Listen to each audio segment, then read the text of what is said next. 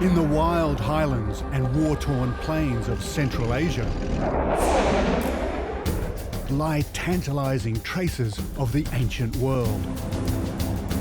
Here 2,300 years ago, Alexander the Great became the first European to rule the East.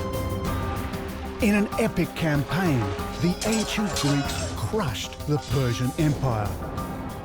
It was a turning point in human history. Along the banks of the mighty Oxus River, Alexander discovered a highly developed Eastern civilization. My name is David Adams. I'm a photojournalist, and I want to explore the footprints of this ancient world, today almost entirely erased. This is my quest for Alexander's lost world.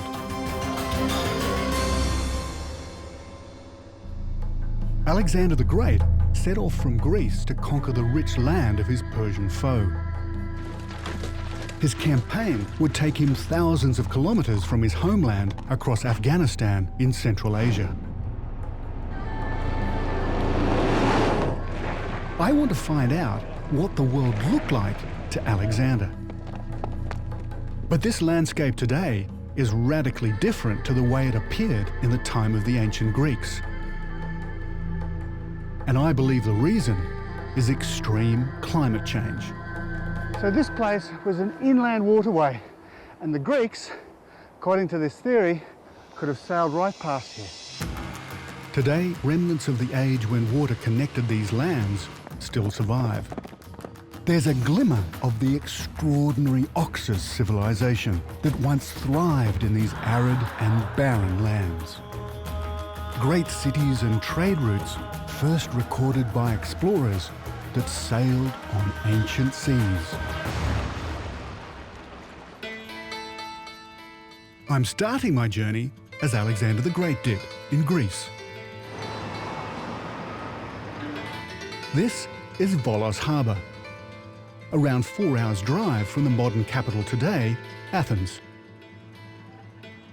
Now, if the crow flies, it's about 4,000 kilometres to Afghanistan. Now, in the time of Alexander the Great, that was the end of the world. But what's amazing about Alexander is that he wasn't the first to travel to the east. The Greeks have been drawn to the east since the earliest of times. I want to see what connections there are to Alexander and who may have inspired him. So the ancient Greeks were a pretty intrepid bunch.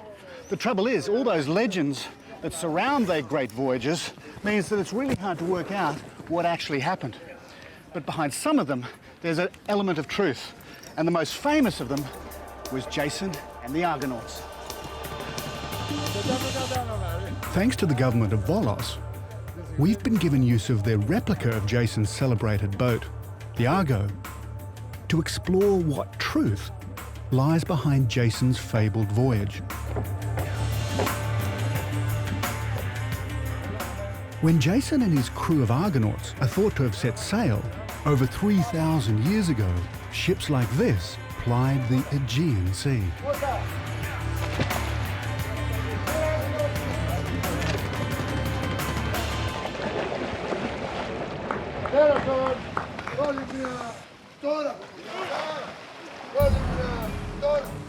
Jason and the Argonauts is an ancient Greek myth, a tale passed down for millennia.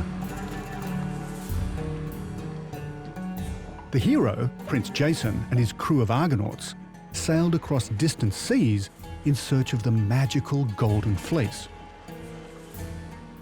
The fleece was a symbol of prosperity for his family and his kingdom. Well, I guess by now you're wondering what Jason and the Argonauts has to do with Alexander the Great in Afghanistan.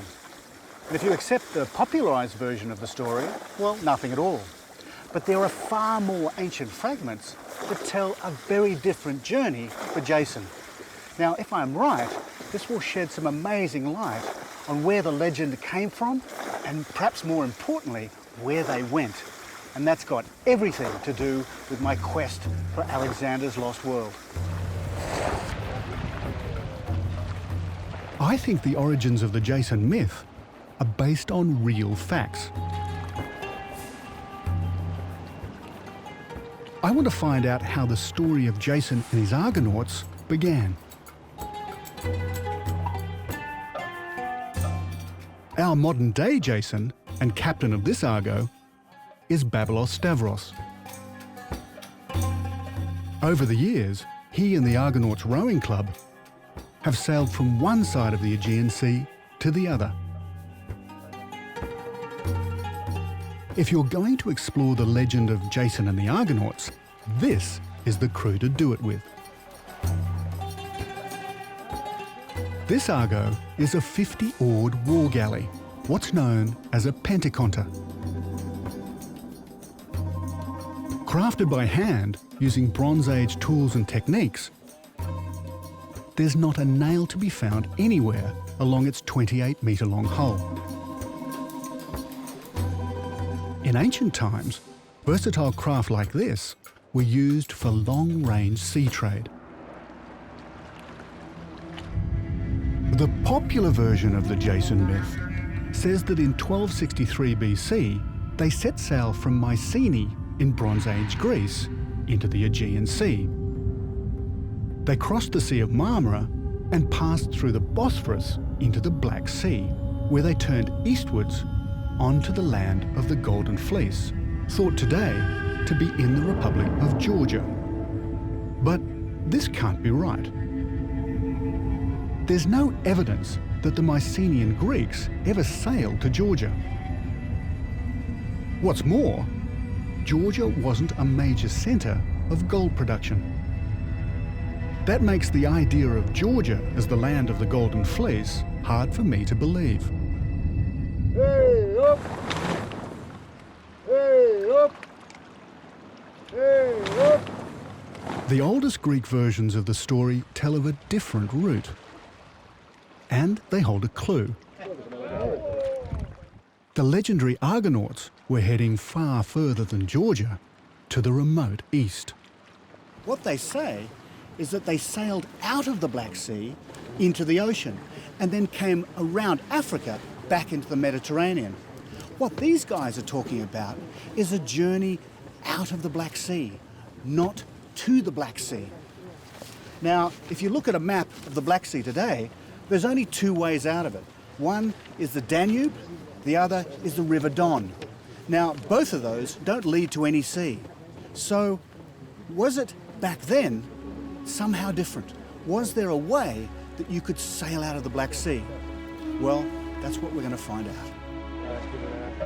One of the oldest versions of the story comes from the ancient Greek writer Homer. His epic poems suggest that thousands of years ago, the world looked very different to the way it looks today.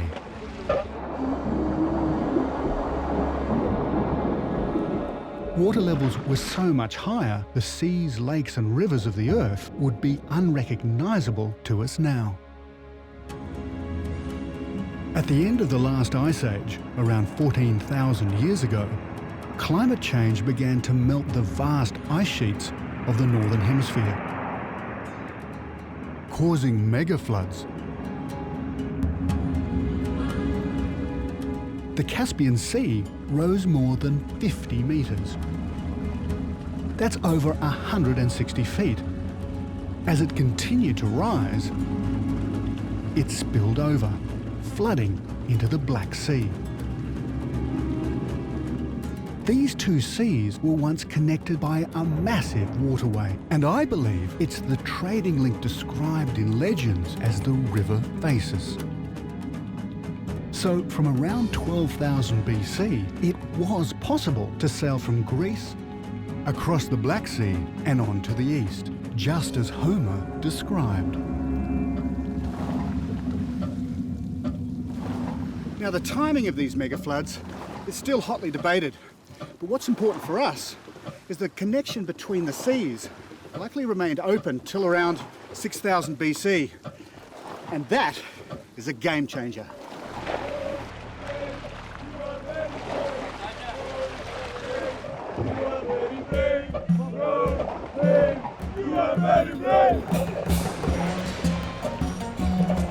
The ancient Greek tale of Jason and his brave Argonauts could have originated thousands of years earlier than we think, with the first people to sail across this ancient waterway.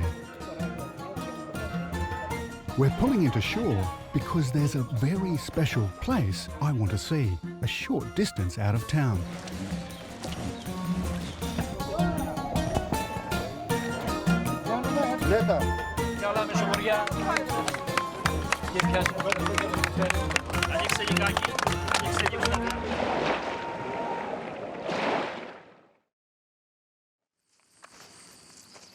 This is a site that's so ancient, it's older than the Jason myth. It dates back to the very first seafarers to ever set foot here. This is Sesklo. I'm just a couple of kilometres away from where the Argos anchored. But 9,000 years ago, this was a Neolithic settlement. And why it's so special is because this is where Eastern seafarers first landed in Greece. And from here, the Neolithic revolution spread all over Europe.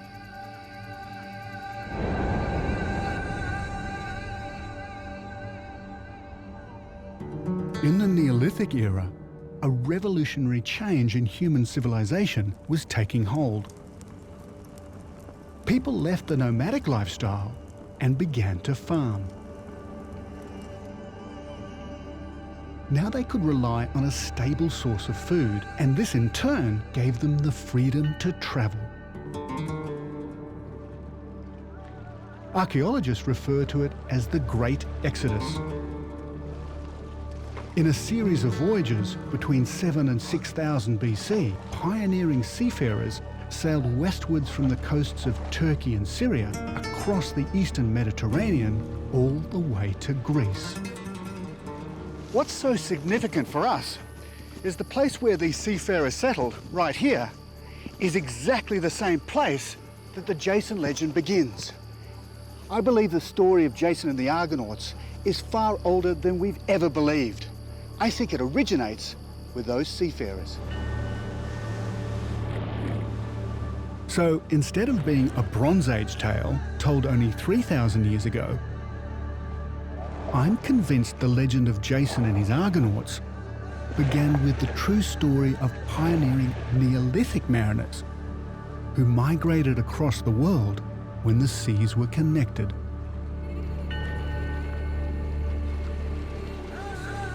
And there's a remarkable record of Neolithic seafarers that survives today. This is a pictograph of a Neolithic sea vessel scored into the rocks of Gobustan, over 2,000 kilometers to the east in Azerbaijan. These are boats with keels. Some have as many as 37 oarsmen. They suggest that Neolithic seafarers had developed the technology needed for long-distance marine navigation. So they could have travelled and traded between east and west. For all this to be feasible, there must be some evidence that the waterway linking these seas, the legendary Phasis River, actually existed. Like the Neolithic mariners, I'm heading from Greece across the Black Sea to southern Russia. Water levels have dropped by as much as 75 metres. That's nearly 250 feet. But I believe that a remnant of the Phasis still survives. It's known as the Manich Waterway. It runs for over 600 kilometres, almost all the way to the Caspian, in a chain of lakes, streams and boggy wetlands.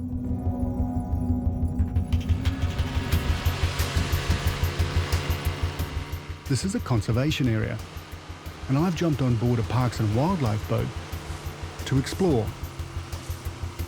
When water levels here were higher, these rivers and marshes were part of the immense Phasis waterway.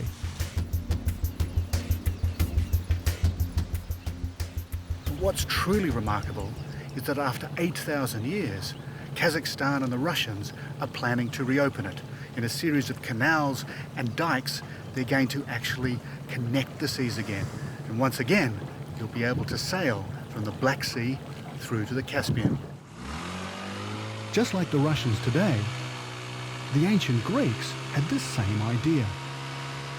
Very likely inspired by the myth of Jason, Alexander the Great believed that once an ancient connection between the seas had existed. And in 282 BC, a Macedonian general named Patroclus was ordered to search the Caspian Sea to find out if it was still possible to sail between east and west.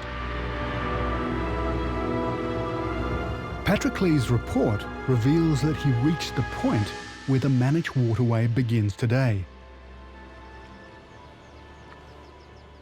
Here, he would almost certainly have seen all that remained was a series of streams and marshes.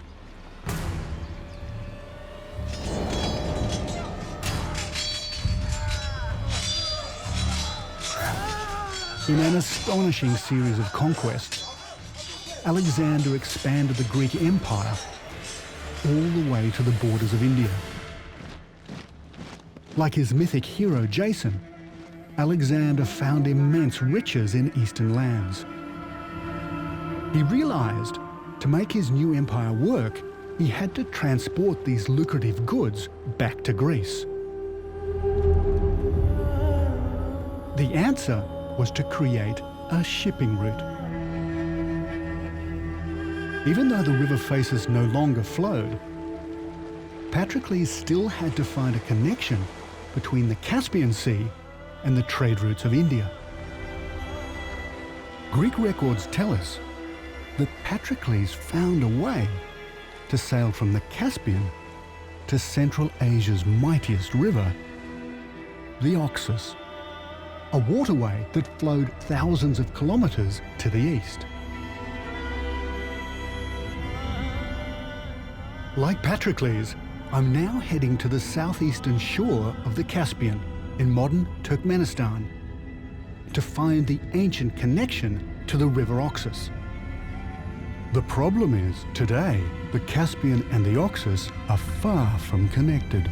They're separated by almost 700 kilometers of desert.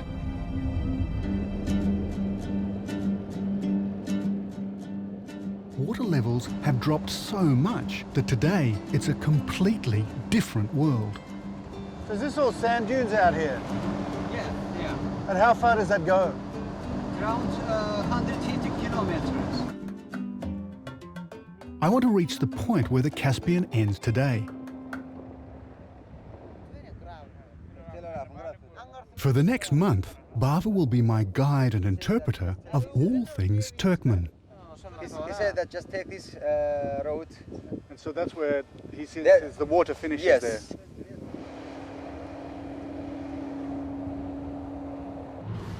Well, this is probably as far as it comes. Can we stop here, Gooch? This looks right.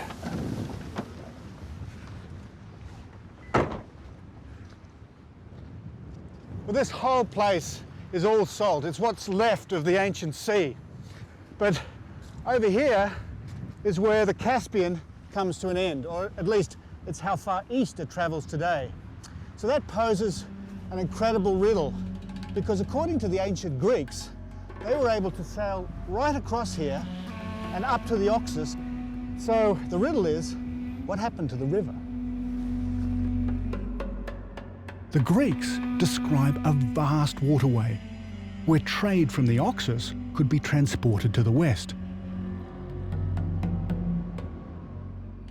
It's hard to imagine that this barren, salty landscape was once a busy and fertile shipping route.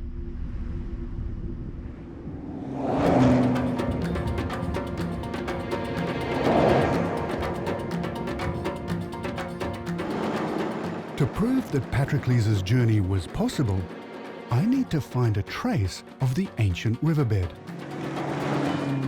Our search leads us into one of the most extreme places on Earth, the Karakum Desert. Summer temperatures can reach 52 degrees Celsius. In the depths of winter, they plummet to a bone-freezing 40 below. This is virgin territory for all of us. According to Bava, no outsiders, and few locals even attempt crossing this sea of sand. So if it looks a bit deeper, a bit sticky, the mud, Yeah. do you think we should turn around? I think so. You know, it might rain too, so let's not take a risk. We're following the dry and broken bed of a river that today is called the Osboy. Could it once have been a branch of the mighty Oxus Delta that Patroclus recorded? 200 kilometers into the desert, and the Osboy is starting to show signs of water flow.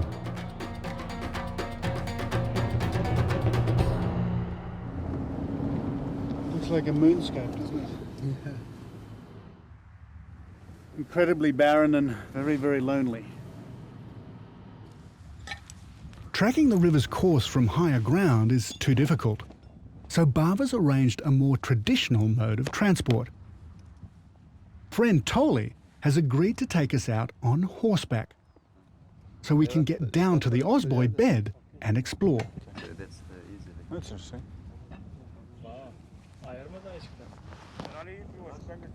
If you're wondering why Toli's actually putting on a costume, it's not for us, it's not for show. It's so traditional here that they couldn't bear the thought of actually getting on a horse without looking like a Turkoman warrior. There's a saying right here all throughout this country that paradise is on the back of a horse. Locals like Toli are known as the Artili, people of the horse. They're quite possibly descendants of the ancient settlers that came here when this was a verdant water world. The rest of the team will follow with all the gear, food and water in this monster. A Russian Kamaz, without a doubt, one of the toughest vehicles ever made.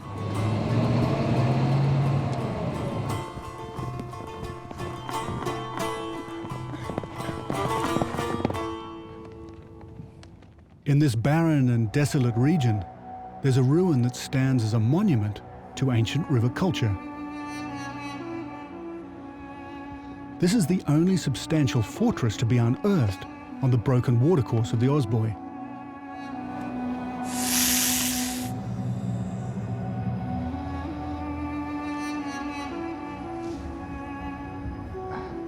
It was part of a settlement called Igdikala, and it was built around 200 AD, 500 years after the voyage of Patroclus. It's like it was yesterday. It's amazing that probably a good-sized town lived in this place, whether it was a place where there was taxes collected by water traffic or whether it was completely dry here and it was actually caravans coming through.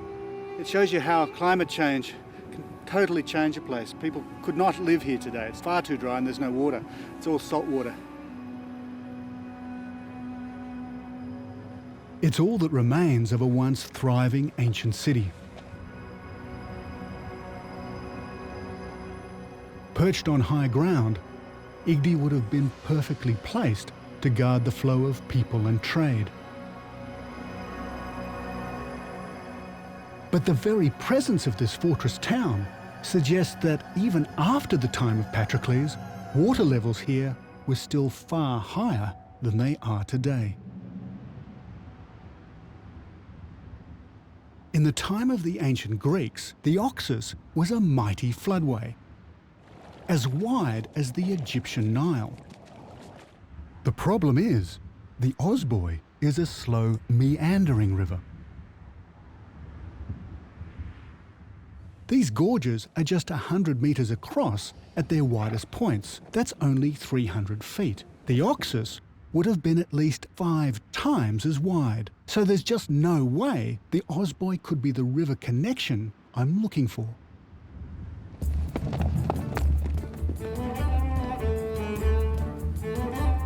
We've travelled over 350 kilometres across the Karakum Sands. And we're going to spend another freezing night in the desert. Hey,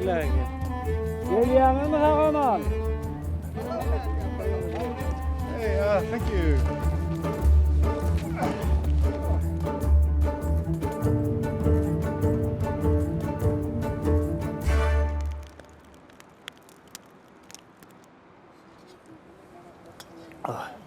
fantastic. Basically, it's a whole sheep, boiled, and this is the juice. And it's fantastic. It's cold outside, and this is really warm. And the vodka is helping. Vodka is best. Vodka is best.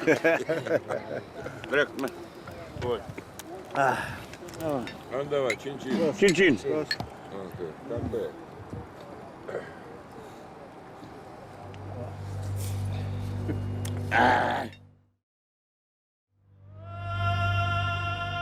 This has always been a land rich in resources. This fiery crater is seeping natural methane gas. It was ignited only 40 years ago, but it's earned the name Gate to Hell.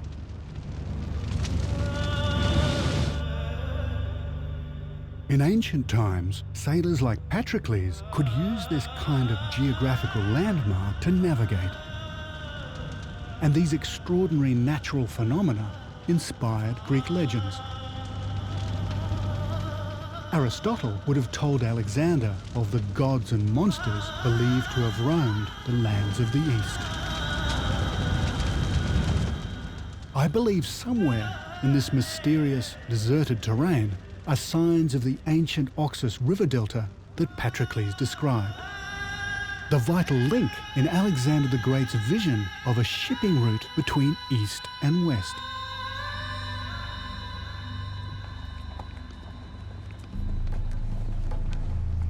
There's one forgotten theory that could hold the key.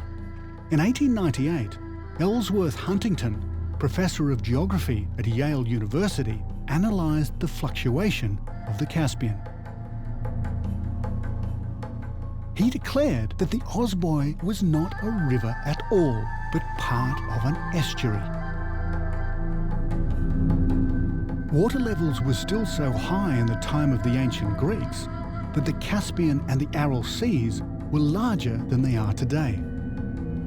And the terrain between the seas would have been covered with water, making a series of vast wetlands. Huntington's theory helps explain how Patroclus was able to sail east from the Caspian into the great delta of the Oxus.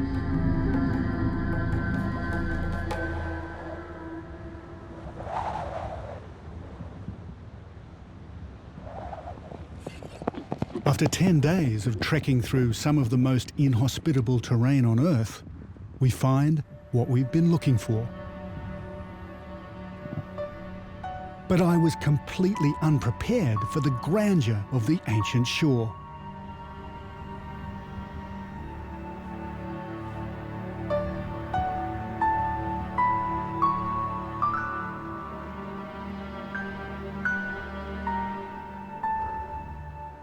Standing here, it's clear that this was once the edge of a great inland sea.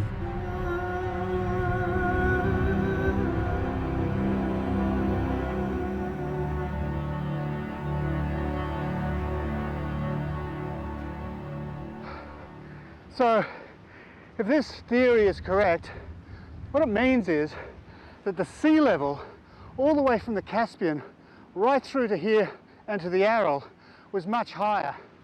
Now, where I stopped up there is 250 feet, and that's where they reckon that the sea level got to.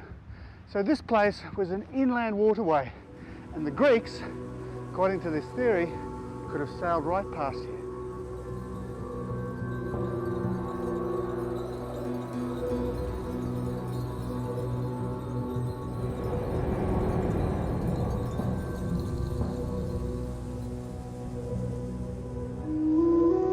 "2,300 years ago, this would have been a maze of river channels and countless reed beds. A bountiful wetland, just as Patroclus and the Greeks reported. I've heard that to the north lie the ruins of a magnificent city, settled by the Persians around the time Alexander travelled east.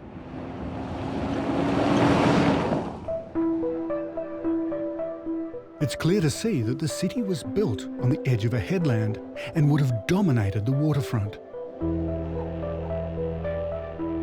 This is the great fortress of Dev Kesen.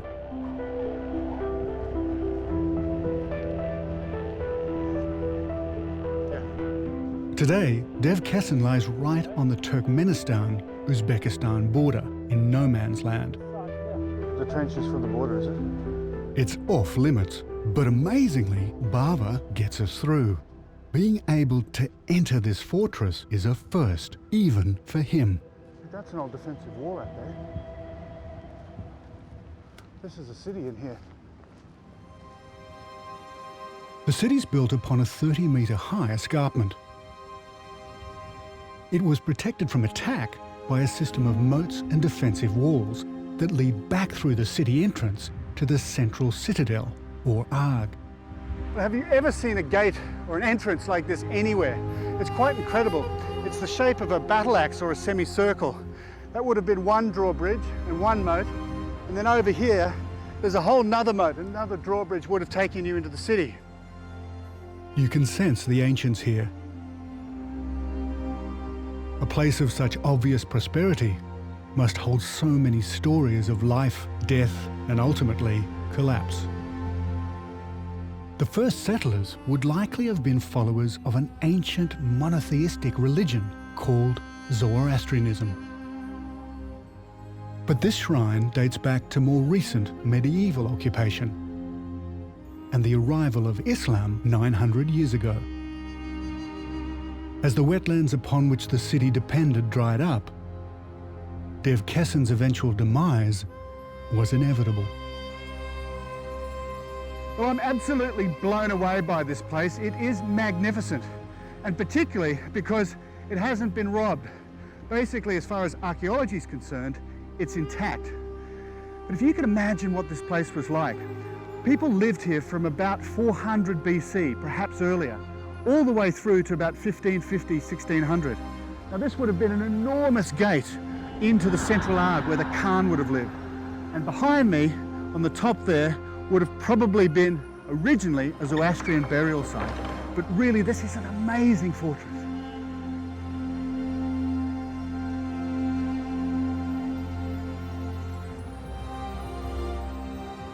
But Dev Kesen is not alone.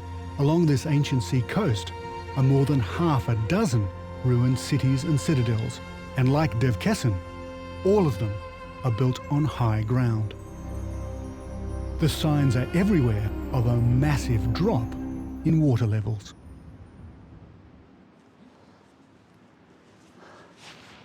Well, this is quite a hole in the ground, this.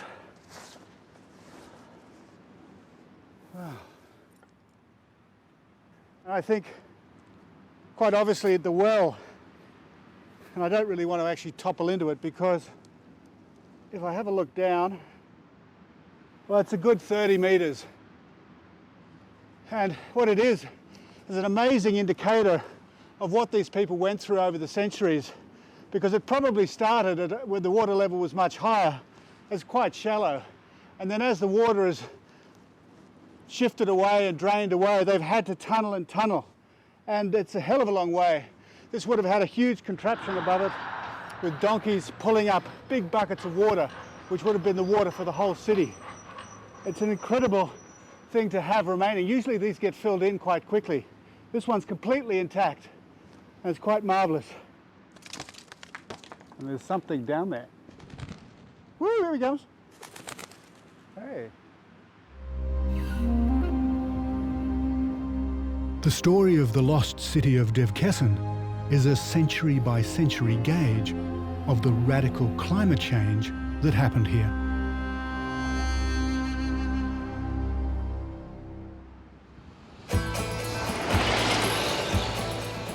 What's remarkable is that the very same thing is taking place today.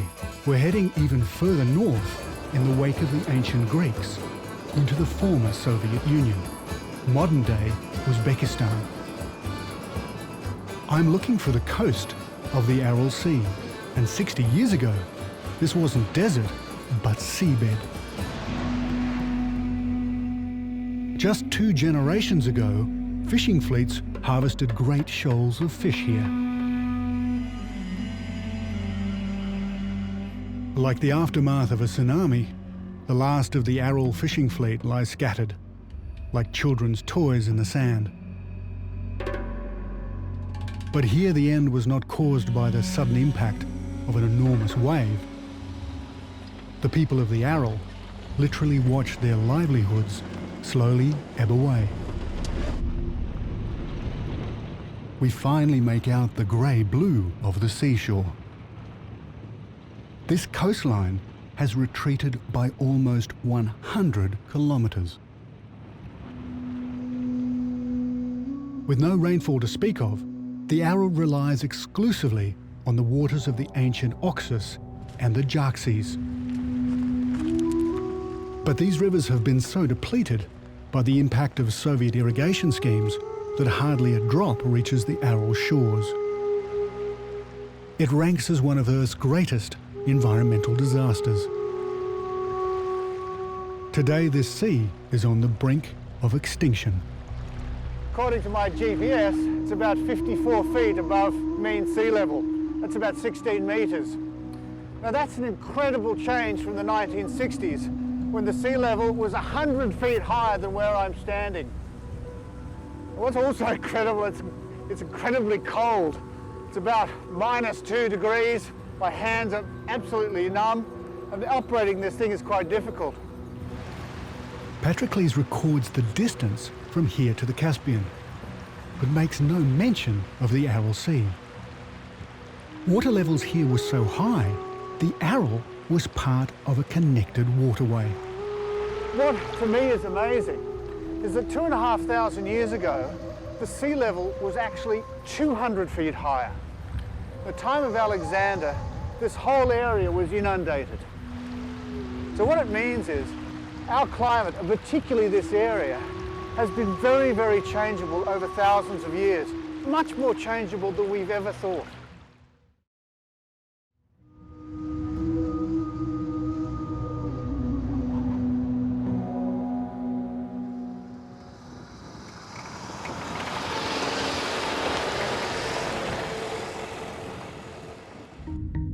Like Patrocles, we've travelled across the Caspian all the way to the Aral Sea. Now we're heading south towards Afghanistan to reach the Oxus River. In the time of the ancient Greeks, it would have been a leisurely sail from here to the Oxus Delta. But for us today, it's a 300-kilometre drive.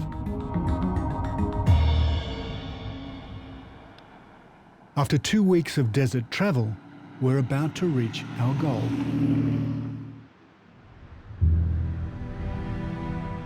When the Greeks arrived, they found the heart of a civilization that was already more than 2,000 years old. Well, this is it, the Oxus, what they called the great parent stream of humanity. And it was supposed to have rocked the cradle of our race. Now today, it still flows 2,500 kilometres from the roof of the world almost to the Aral Sea. It is one of the world's great rivers. Today, it disappears not far from here in 1,000 irrigation canals. But in the time of Patrocles, this river was in full flow. He'd succeeded in his mission. Patrocles confirmed that just as Alexander had imagined, this great river did carry trade from India through Central Asia to the Caspian Sea.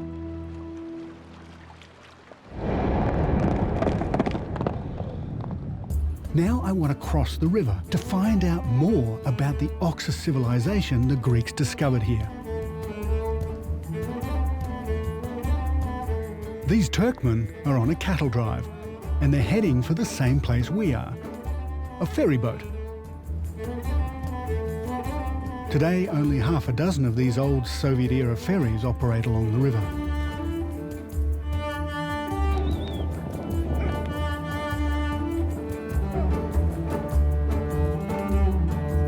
The traffic slowly died as the Oxus trade diminished, countries and borders changed, and roads and vehicles spread. Well, barges like this have been going up and down the Oxus for a long time. Right through the Soviet period, you could actually sail from the Aral Sea. Today that's not possible, but in the Greeks' time, this river would have been full of traffic.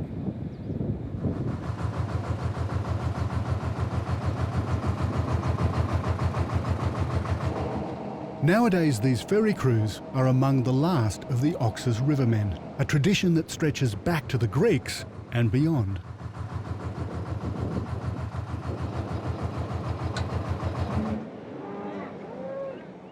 Long ago, the Oxus was an ancient highway with thousands of settlements, citadels and fortresses spread out across its tributaries.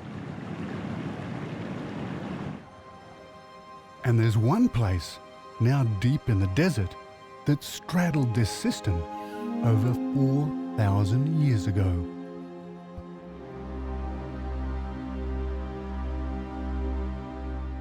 These are the ruins of the city of Gonur. In its heyday, it was a huge trading centre in a series of Bronze Age states that stretch for over 100 kilometres along the Oxus Valley. Discovered in 1972 by Soviet archaeologist Viktor Sarianidi, this city footprint has changed the way we think about the ancient world. Even today, it's clear to see Gonur's maze of streets.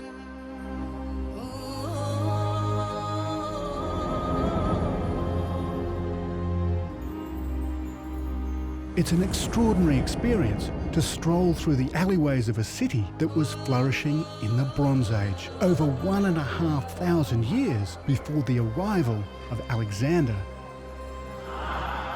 The people that lived here fired ceramics in kilns, grew grain, and raised livestock.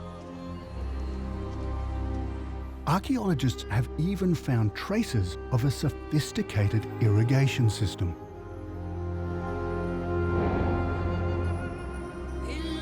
And what's really amazing is the city's layout.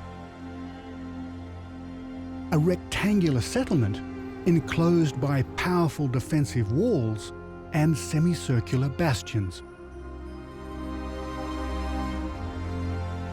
Gonur was an imperial city. Inside its fortified palace complex were royal living quarters and funeral chambers. These excavations reveal that, like ancient Egypt, royal tombs were filled with golden treasures and animals to sustain them in the afterlife. Well, Baba tells me that this is most likely the king's horse because it's buried just next to his burial chamber. And it just shows you for how long the horse has been revered in this land. Almost 5,500 years. I guess nothing's really changed here.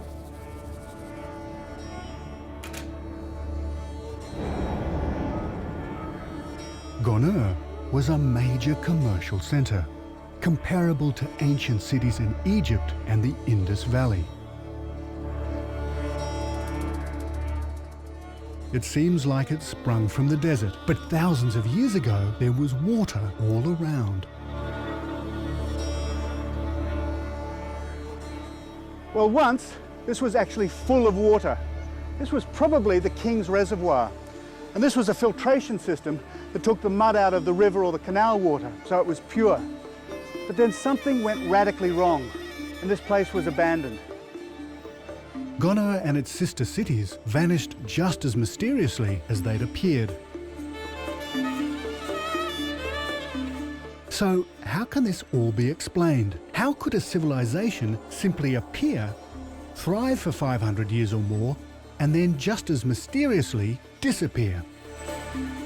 Really, that's just another example of just how fragile human society really is. These places thrived, and then they were turned to dust. Conquering armies like Alexander may have sped up the process, but really it's been the environment that's decided the fate of mankind.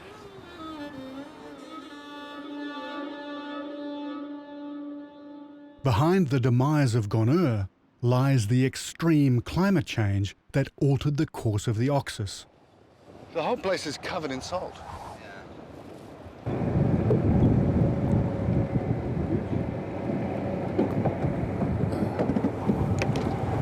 Wow. Well, this is incredible. This is an ancient lake. Now, my GPS has brought us here and it's confirmed the research that I've been doing. Basically, all the way from Afghanistan right through here to the Caspian is a low depression. Now, I think it's the bed of the ancient river, because all of these lakes actually were once full, and carbon dating has shown that 5,000 years ago, this was actually a huge swampland. When it had too much water, or the river changed course, it came through here, flooded these lakes, and this was an entirely different world. Through the ages, the changes in the course of the Oxus have been so volatile, locals named it Ceyhun, the crazy river. This is my last night with Bava and the guys. Without them, I wouldn't have been able to even attempt this journey, following the trail of ancient pioneers who crossed the globe when this was a water world. So it was the Oxus, the Ceyhun, the crazy river, that determined how civilizations developed here. The river changed its course, destroying one civilization and giving birth to another. An incredible river in this amazing land. In the time of Alexander, the Greeks ventured into a lost world. Along the Oxus, they discovered a forgotten Bronze Age culture so magnificent it rivaled any on Earth. The Greeks were inspired by the legend of Jason and the Argonauts to search for a shipping route between the East and the West. And Patroclus' extraordinary mission proved that once the Oxus did indeed flow through to the Caspian. Today, all that's missing is the water.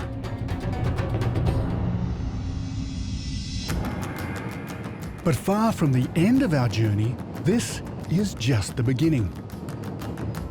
Changing sea levels and disappearing rivers are not all the Greeks tell us. Intriguing accounts of Alexander's conquests in Persian territory lead us to the fabled city of Bactra, that today lies across the border in Afghanistan. One of the problems about exploring places like this is these areas are full of landmines. A place where ruined fortresses, settlements and age-old infrastructure still survive. Echoes of a lost culture that thrived here long before the rise of ancient Greece. This would be one of the rarest things you could find here. It's probably something like 3,500 BC. In the wild highlands and war-torn plains of Central Asia lie tantalizing traces of the ancient world. Here 2,300 years ago, Alexander the Great became the first European to rule the East. In an epic campaign, the ancient Greeks crushed the Persian Empire. It was a turning point in human history. Along the banks of the mighty Oxus River, Alexander discovered a highly developed Eastern civilization. My name is David Adams. I'm a photojournalist, and I want to explore the footprints of this ancient world, today almost entirely erased. This is my quest for Alexander's lost world.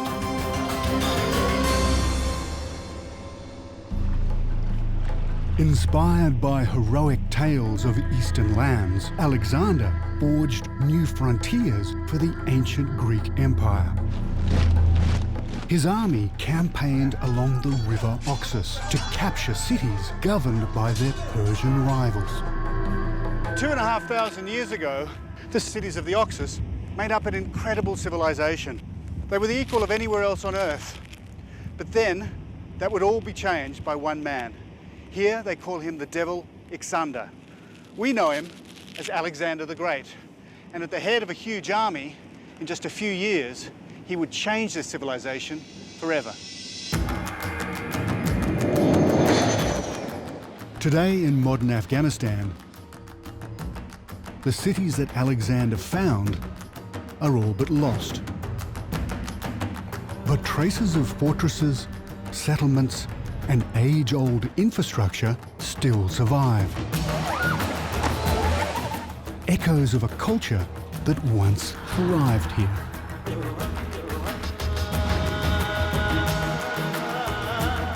I want to find the fabled capital occupied by Alexander, the ancient city of Bactra.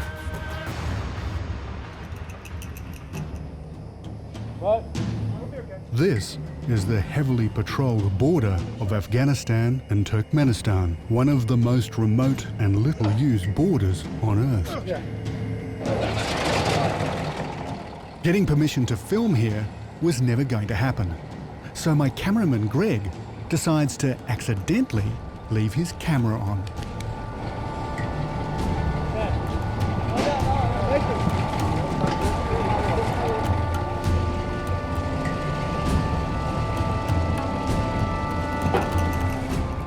There's a 2-kilometre stretch of no man's land before you reach the Afghan border post, and neither side provides transport. So we find a truck driver who, for a fee, agrees to take us across.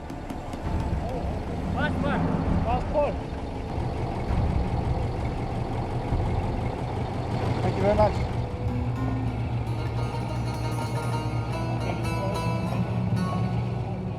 This electrified fence encloses a minefield. It stretches for more than 800 kilometres along the border, and every 15 or 20 kilometres there's a defence post. Visitors are not welcome here. Almost no Westerners cross this border. Taliban insurgency has been on the rise in northern Afghanistan. Security is tight and border guards are edgy. At the midway point, we're stopped and called over by the Afghan guard on duty. Hello. This camera's all check. Look here. Greg makes out like he's just cleaning the camera lens. Are you from in Afghanistan? Kabul? The question is the guard going to let us in, or is he going to turn us back? Ah, good. So Then we take by realise bus. he's called Very for good. a vehicle. We get a badge. Thank you very much.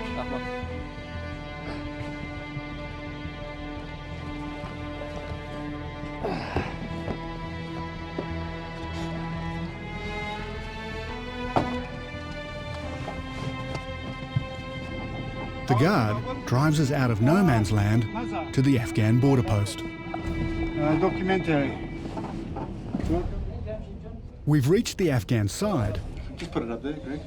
but it's not over yet. The last step is to pass the customs check. That's the waterproof camera case. این مربوط کامرا میشه که برام باشه کامرا رو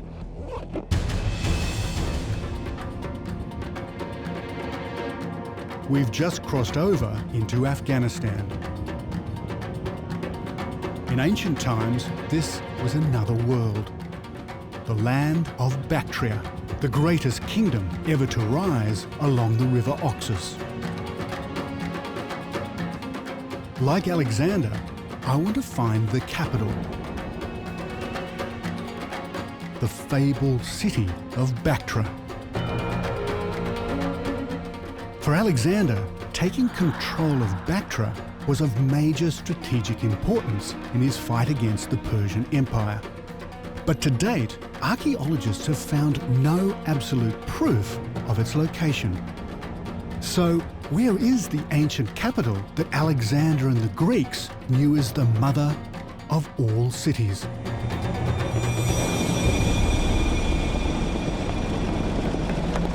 We're heading into the Afghan wilderness. Out here, roadblocks and hijackings are all too common. Ravaged by war, this region has been off limits for historians and archaeologists for decades.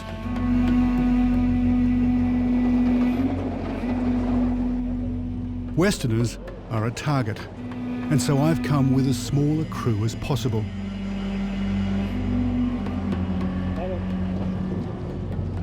Our driver Habib and our guide Reza have spent the last few years dodging bullets, trying to document the ancient sites around here. We travel in daylight, at full speed, and don't stop for anything.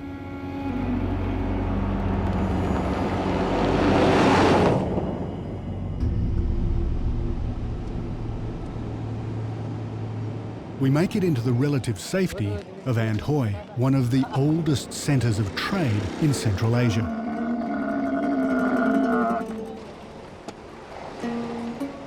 There's no tourism out here, but luckily Reza knows a bloke who owns a tea house, our sanctuary for the night.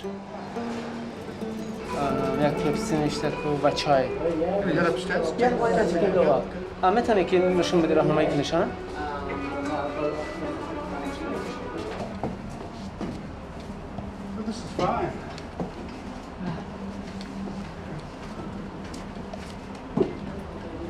I would almost say palatial. Yeah. That's great.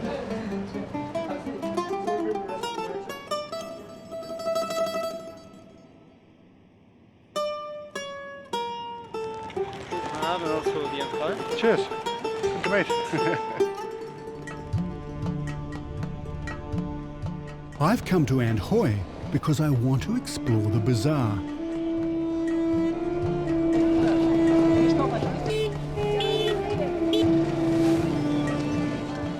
This part of Afghanistan has always been famous for trade in commodities like wool and lambskin, and today nothing's changed.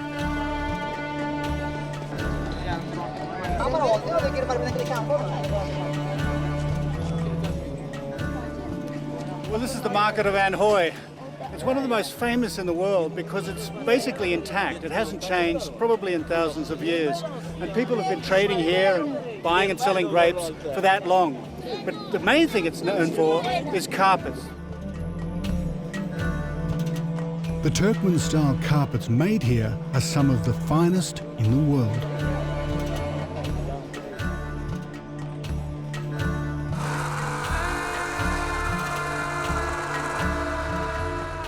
The craftsmen in workshops like this one are continuing a tradition that's been passed down for generations. And there's a clue to the ancient city of Bactra woven into these carpets. Reza tells me that they're much more than just antique rugs. If you look closely, you can see that they're living pictographs of ancient fortifications. So is this based on the design of castles and citadels, these designs? Yes, sometimes because it's really old, and sometimes it's copied from the castle. And the old people remember the, for example, the castle or the kings or other very big building. So they're copying, yeah. Wow. Here is a revealing connection to our search for Bactra. Since the earliest of times, the Bactrian Empire was known as the land of 1,000 cities.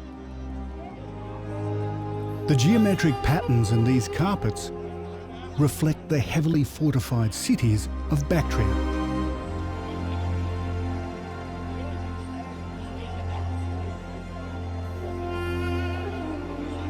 The trouble is, they're so stylized, it's hard to get a real indication of what one particular city actually looked like. That's lovely, huh? Look at that.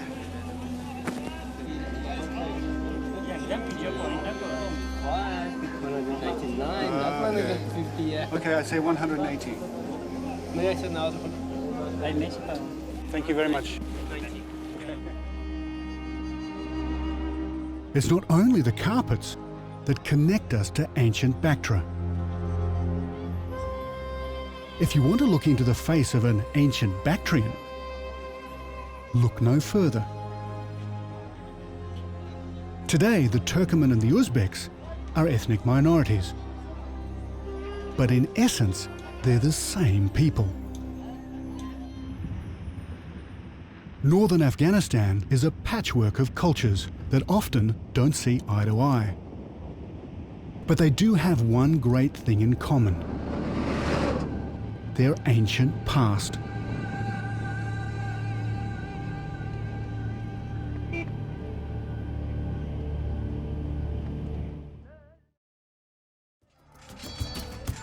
I want to find out more about the defences Alexander came up against when he invaded this ancient realm.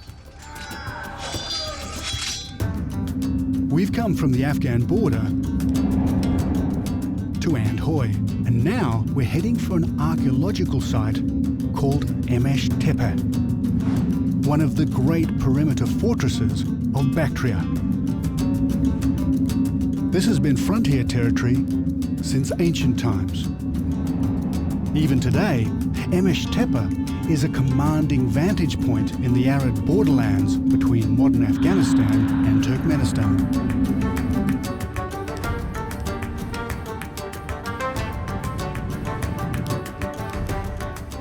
Although there are no obvious ruins here today, this was once an imposing fortified town. Built by the Persians soon after they conquered Bactria around 500 BC.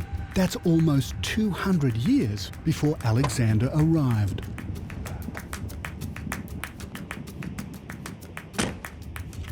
Well, I know this place looks a little bit like a football stadium after a sandstorm. So what we're going to do is try and bring it to life with a few tricks of photography and a little bit of computer work to show you what this was like about 2,500 years ago. It's not until you actually get down into it that you get an idea of its scale. Almost 2 kilometres in circumference. But what's extraordinary is because of their location, very few of these citadels have ever been explored.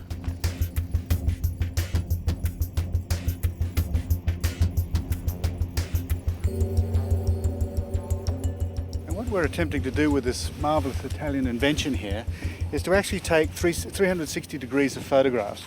And there's a little notch down here which is marked in all the different points of the compass. And so what we do is click it around and take a photograph each time. And then this little spirit level here, which Rosa is going to monitor so it doesn't move, is hopefully going to keep the pole really straight. So we zip it round in a circle, and then hopefully you'll be able to see this at 360 degrees. Okay, you right? The big realisation for me is that this part of Afghanistan was far from a remote backwater.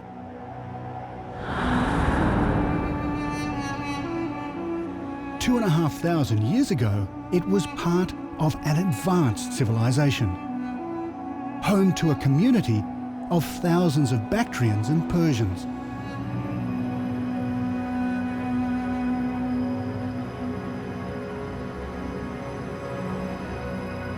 Protected by its mighty walls and impregnable citadel.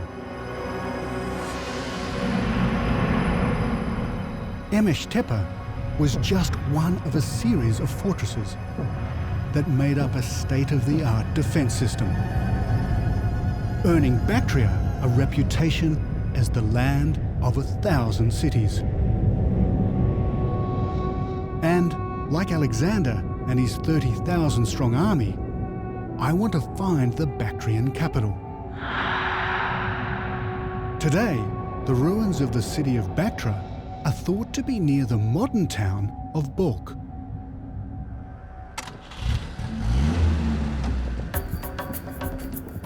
And that's a 5-hour drive away.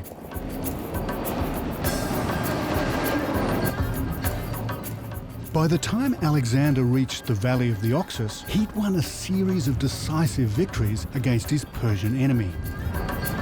And instead of fighting Alexander, the local Bactrians submitted to his rule.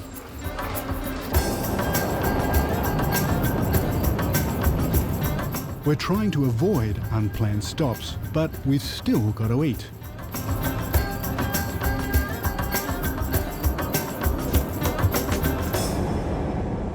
Habib has brought us to one of his favourite spots. Well, this is your typical chai hana, or restaurant. And in the middle of the day, everybody stops and they come to these different places. They're all over the place. The ancient Greeks were renowned for their hospitality, a principle they called xenia. Here, Alexander would have found that just like Greece, it was usual for locals to take care of travellers, provide them with a place to sleep and enough food to eat. The food here is fantastic. You've got fresh onion and tomato. You've got lovely rice and meat, soups, and then fantastic Afghan bread, which is delicious hot. And it's a really nice environment all the time. So it's really the way to eat in Afghanistan.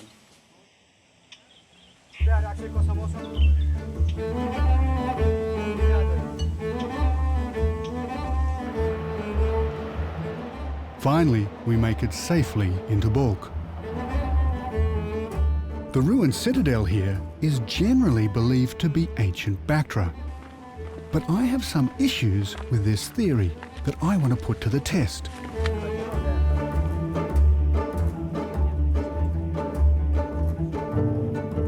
The size and grandeur of this place simply takes your breath away. Wow, that's enormous. Well, this is it. This is Balkh. And this huge cauldron here is the Bali Hisar, the high wall. And inside it, well, history unfolded. When Alexander's army marched into Bactra in 329 BC, it was already a great city. And it became his centre of operations in the battles to come. In almost every corner of this immense fortress, there's evidence of invasion. Well, I can't really be sure if this is a man or a woman, or indeed how old the skull is. But what it does illustrate is the amount of human remains all throughout Balkh. And the reason for that is that Balkh was sacked an unbelievable 800 times in its history.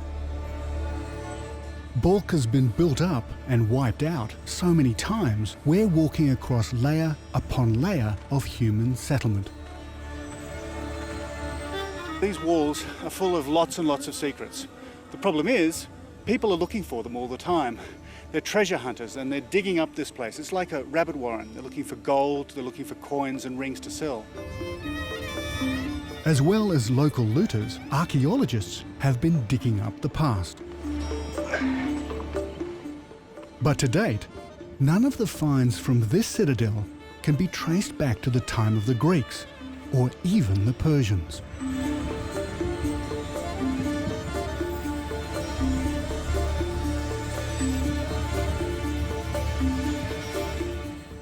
Balkh citadel seems to have been founded much later, only reaching its peak during the golden age of Islam in the 8th century.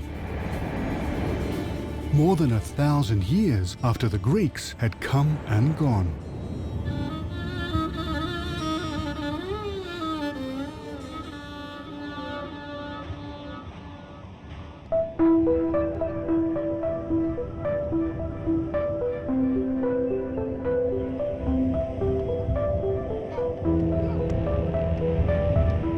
I have doubts about whether the ruins of Balkh are really the remains of the Bactrian capital Alexander made his base camp. So, if not here, where is ancient Bactra? Tomorrow, I want to look for clues in the modern centre of Balkh.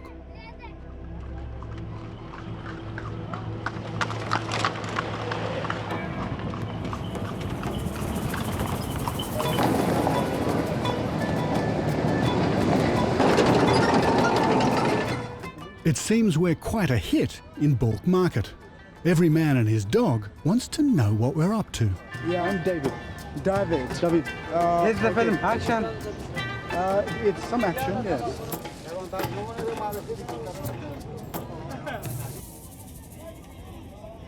Well, according to all the histories, Balkh has been here for a very, very long time. And for almost all of that time, it's been a centre of culture and a centre of trade. The streets here are full of beliefs and relics from the distant past.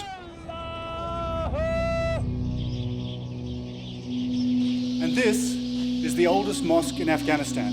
In fact, it's the oldest mosque in Central Asia. It dates from about 800. And what's so special about it is it has influences from Greek, from Buddhist and Persian. What it means is at that time, all of those influences were here.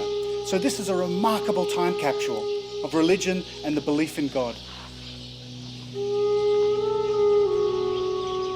Balkh has long been a meeting point for Eastern and Western culture. But at the 700-year-old Islamic madrasa or school, not everyone is so welcoming. These are talibs, religious students of Islam, maybe Taliban, maybe not. Either way, they don't look too thrilled to see us, so we give them and the grand old madrasa a miss.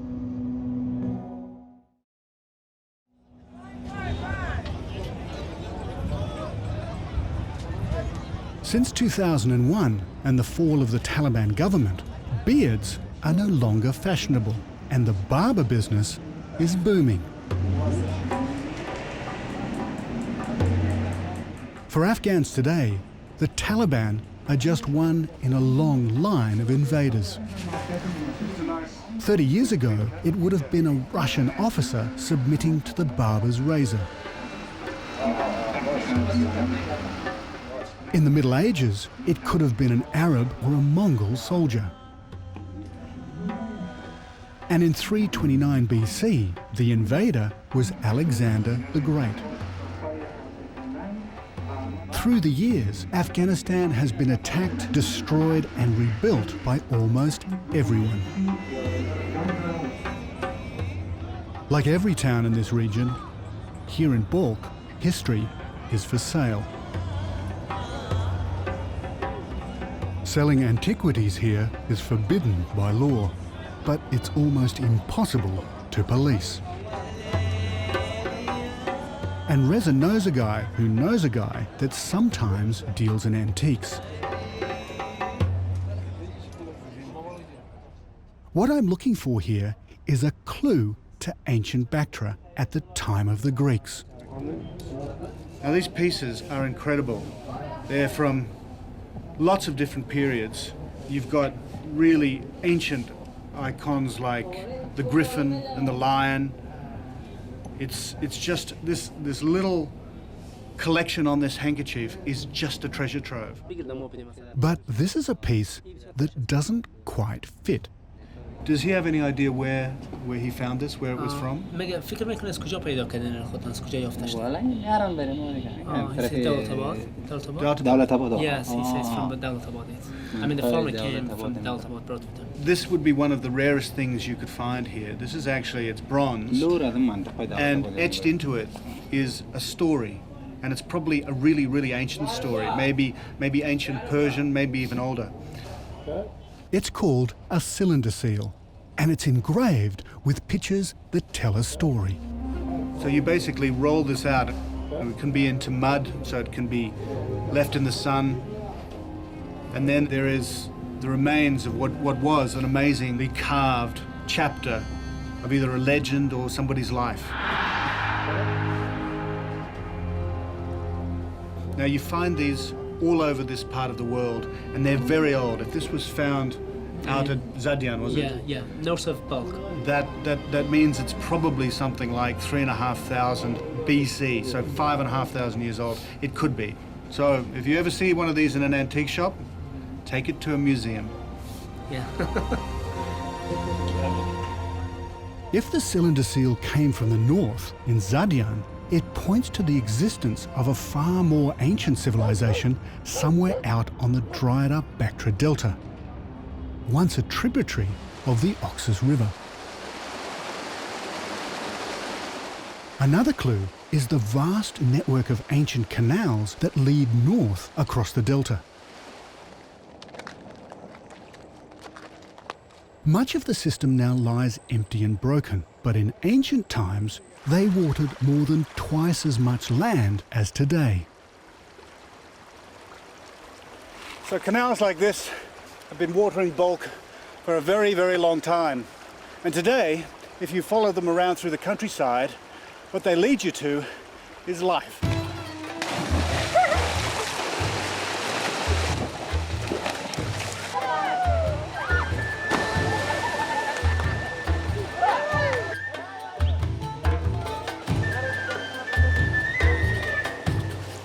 It's surprising how cold it is, but then again, it is glaciated water, and it's not that far away from where it all comes from. It's amazingly refreshing on a day like this. Irrigation here is everything. Without it, the land would rapidly become a desiccated dust bowl. If the ancient capital was located further north, on the Bactra River Delta, then these canals must have watered it. My hope is they just might lead us to our goal.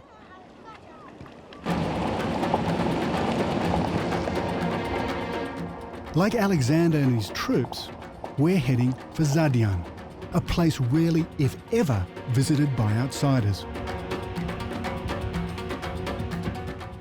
This is a war zone. We need special permission to come out here. The road takes us deeper into remote areas of Afghanistan sympathetic to the Taliban. American and German armoured units do patrol the region, but patrols are sporadic. This is not a place you want to get lost in.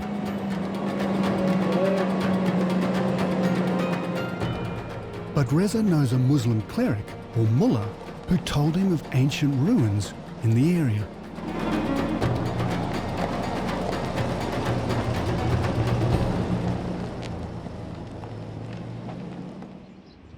Finally, we reach Zadian. Reza introduces me to the mullah. He tells us about the history of his town and directs us towards its famous minaret. It's the oldest minaret in Afghanistan, he says. Yeah, oldest minaret in Afghanistan. As you cannot find any minaret more older than this minaret in Zadian. Yeah, thank you. Thank you.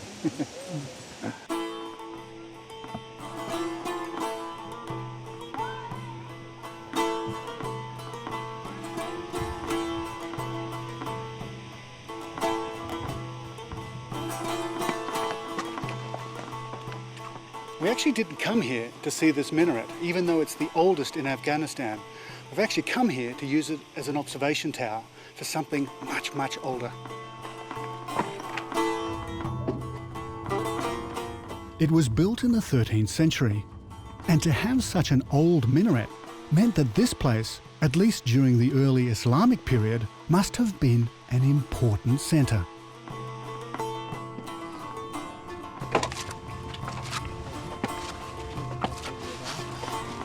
It's a dry and lifeless place.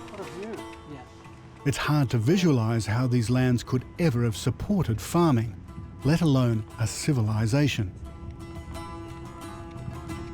But in the distance, we can see the walls of a huge ancient structure. Well, what Reza's been telling me is incredible. Out beyond that citadel are mounds and mounds and mounds. They're the remains of cities. This whole area was a civilization, at least 2,500 years old and probably older. But what's really incredible is that no one has been out there and explored it properly. It's a civilization waiting to be discovered. Today this place is called Kafir Kala, Arabic for non-believers' castle.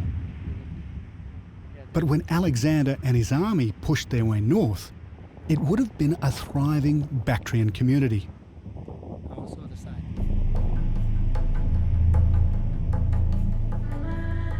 Not surprisingly, very few archaeologists have ever been out here.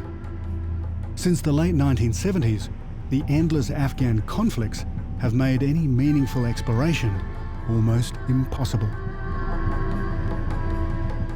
As we approach, I start to get a real sense of its size. These ramparts are more than 12 metres high. This was once a mighty fortified settlement with a large population.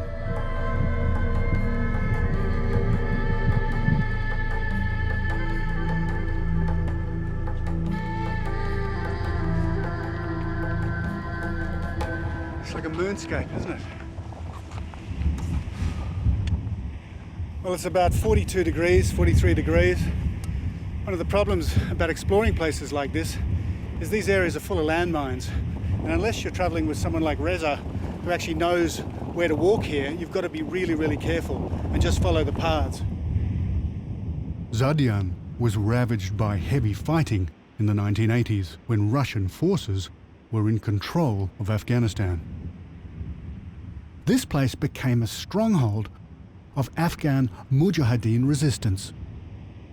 But as you can see, it's an incredible fortress. And amazing that only a few years ago, it was used by the Afghans as a fortress to fight the Russians. Let's go down.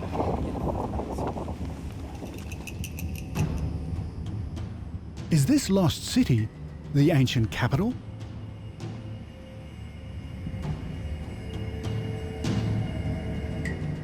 The massive defensive walls run through the desert for more than 100 kilometres.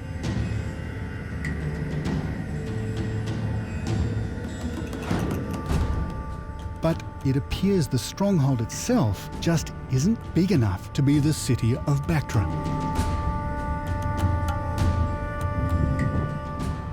It must have been another perimeter fortress town. Just like the fortress at Emesh Tepe, it would have been an important part of a defence system that spread for hundreds of kilometres across Bactria. But it's not what we've been looking for.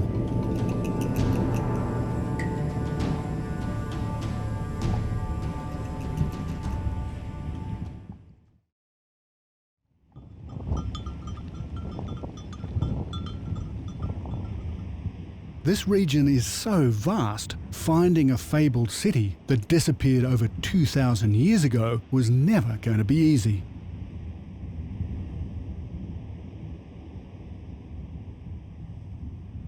We begin the trek back to civilization deflated. It seems we've run out of options. But here in Afghanistan, news travels fast. A good mate of Reza's, named Mahbub, has heard that we're interested in ancient sites and asked to meet us. Salam alaikum. Mahbub John.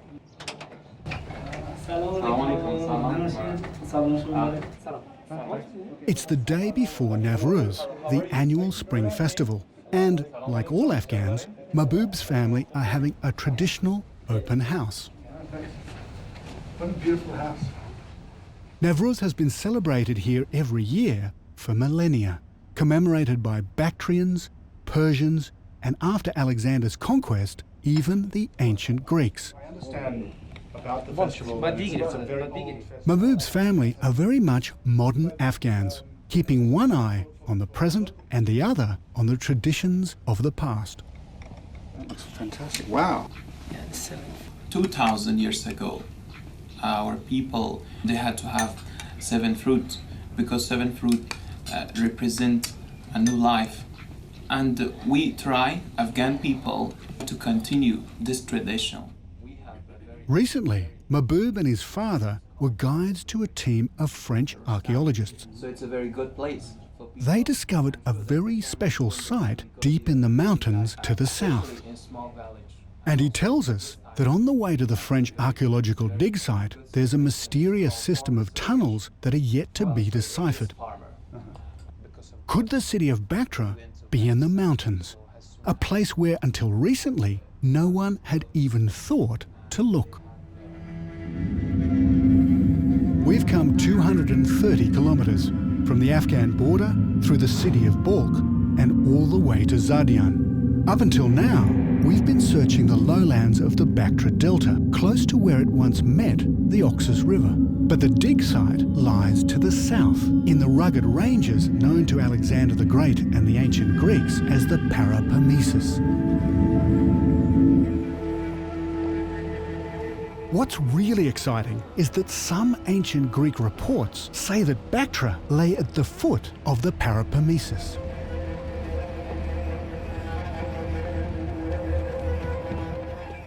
We eventually find the tunnels Mahbub had told us about.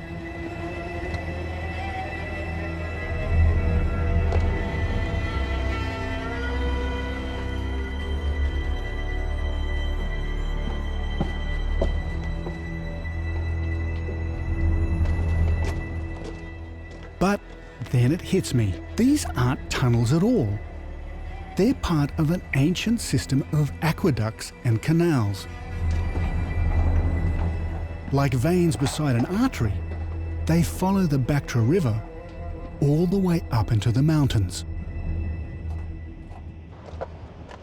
Well, this place is an incredible labyrinth.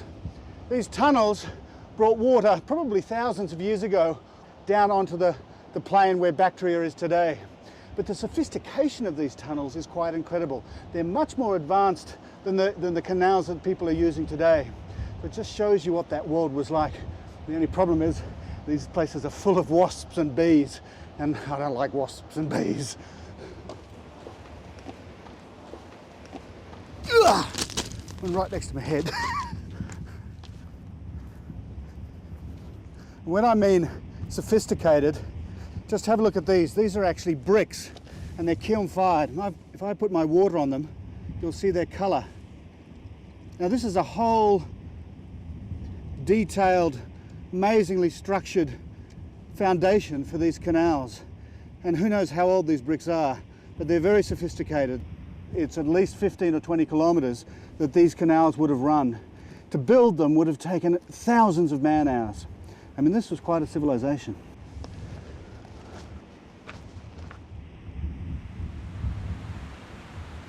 But this leaves us with a lot of unanswered questions. When was this network of canals built? And what city did it supply?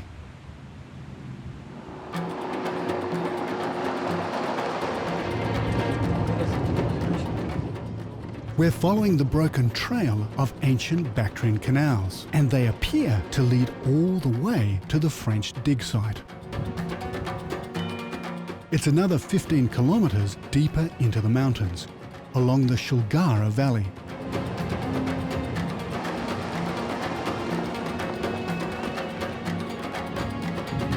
This was once an ancient trade link across the mountains, and it was very likely one of the routes used by Alexander's army.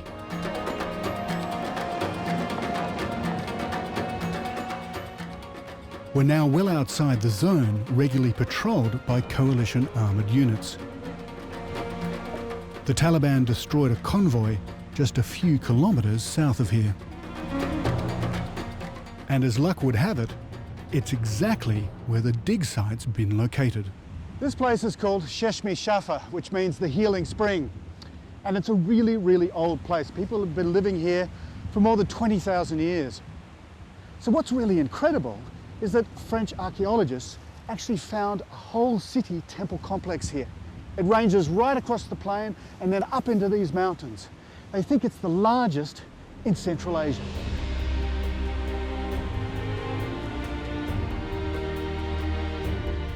We head on through the gorge.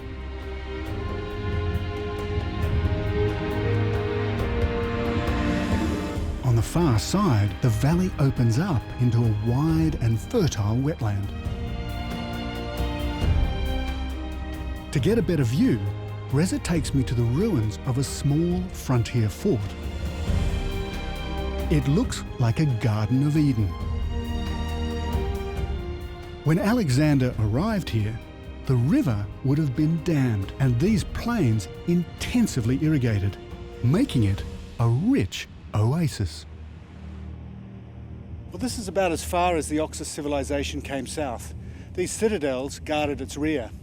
But what this place affords us is a view back in time, because further down that river, they found evidence of people living here 20,000 years ago. Until the French archaeologists began digging, what no one had realised was that the valley had supported much more than just a frontier fort. This was one of the first places excavated, believed to be a sacred site belonging to one of the world's oldest religions. This was a Zoroastrian fire temple. Well, this whole valley would have been full of fire towers. Right along the ridges, the whole place would have been lit up like a Christmas tree. But this shrine was special. This is the main Zoroastrian site for the whole valley. And can you imagine what this place would have been like 2,500 years ago? It would have been one of the greatest centers in Central Asia.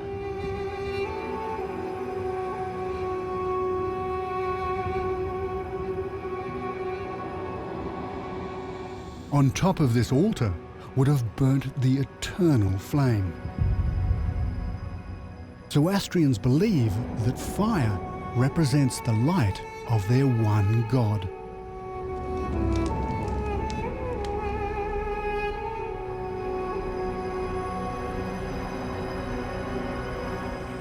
I believe that this is Zari-Aspa, a legendary centre of the Zoroastrian religion. A religion that connected a succession of empires and millions of people all over the Near and Far East. This extraordinary city temple complex would have been a place of pilgrimage for hundreds of years, long before Alexander's time.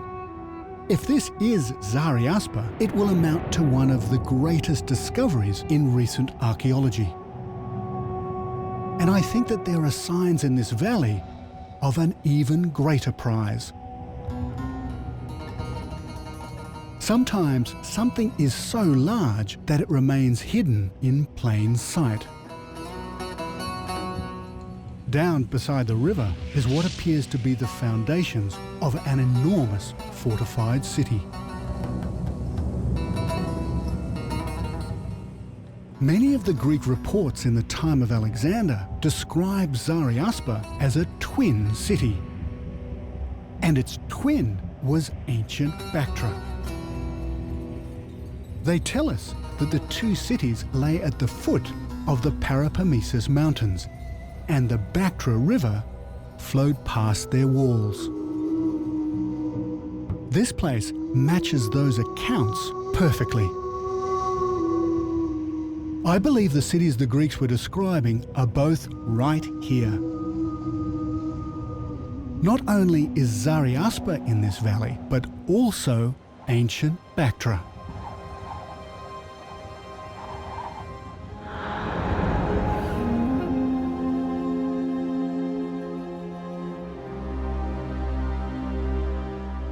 High on the left bank of the river was Zari-Aspa. On the right bank was the city of Bactra. It would have been a mass of palaces, urban dwellings, and wide avenues. Easily comparable to the sophisticated cities of ancient Greece. Bactra was immense, home to tens of thousands of Bactrians and Persians. When Alexander arrived, it must have been a wondrous sight. This is truly a revelation.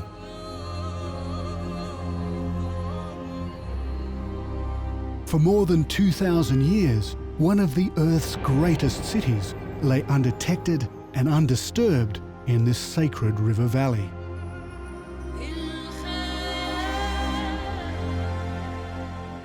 Discovering ancient Bactra is like finding the lost city of Atlantis. An archaeological and historical breakthrough of immeasurable significance.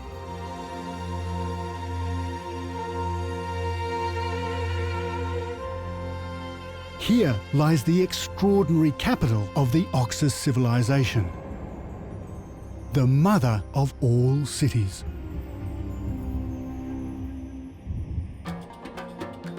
Laying claim to Bactra was a strategic triumph for Alexander the Great. Within 2 years, he would lead the Greeks all the way to the borders of the Indian subcontinent in a campaign that would become legend.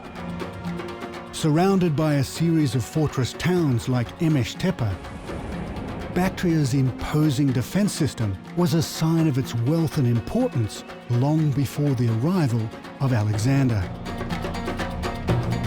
And despite the ravages of time, traces of this extraordinary ancient civilization survive today. In the wild highlands and war-torn plains of Central Asia lie tantalizing traces of the ancient world. Here, 2,300 years ago, Alexander the Great became the first European to rule the East. In an epic campaign, the ancient Greeks crushed the Persian Empire. It was a turning point in human history. Along the banks of the mighty Oxus River, Alexander discovered a highly developed Eastern civilization. My name is David Adams. I'm a photojournalist, and I want to explore the footprints of this ancient world, today almost entirely erased. This is my quest for Alexander's lost world.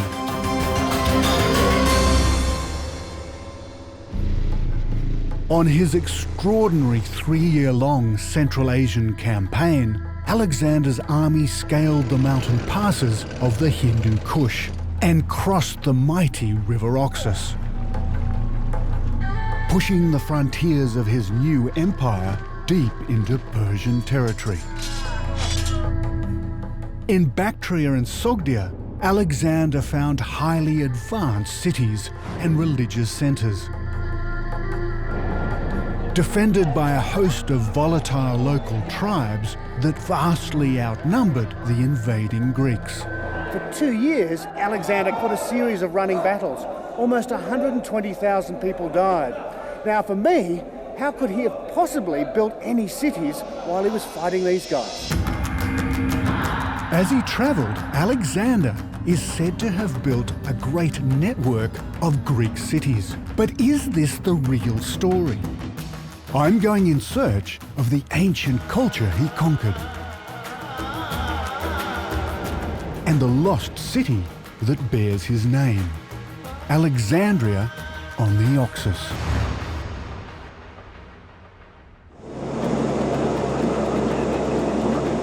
Today, coalition forces fight for control of Afghanistan. But over 2,300 years ago, it was Alexander the Great who attempted to conquer this challenging land. I've hitched a round trip on a troop transport to get a view of the lands Alexander fought over.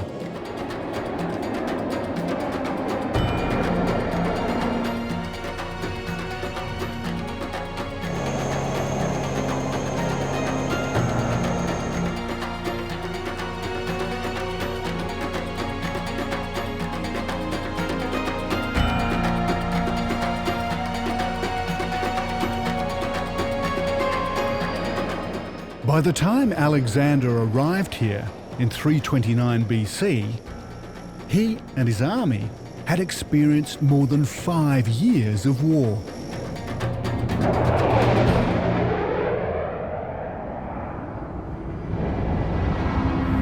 In a series of great battles, he'd clashed with his Persian rival.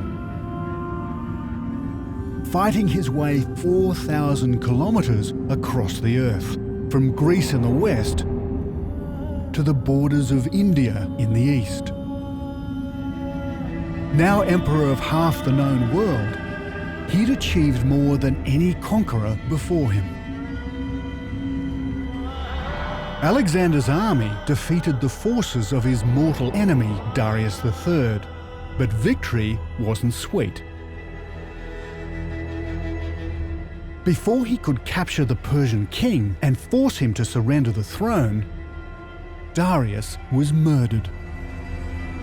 The assassin was Bessus, the Bactrian governor. Now Bessus claimed Darius's title for himself.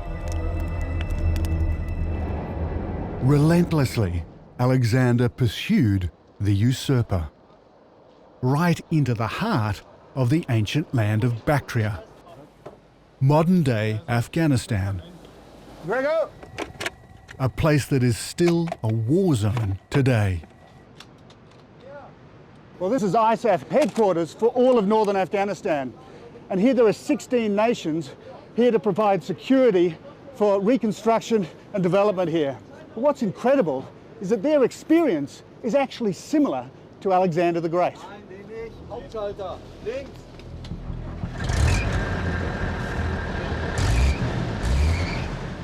The soldiers are here to protect Mazar-i-Sharif airfield. It's from here that the coalition forces' German contingent run fighter missions. And it's also the centre of operations for ground forces in northern Afghanistan.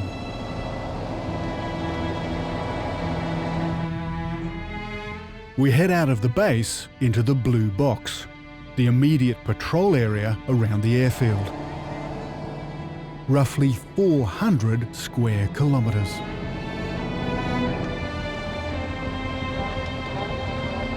Thanks. For this German armoured battalion, living on a knife edge is routine. The danger of ambush or IEDs, improvised explosive devices, is ever present.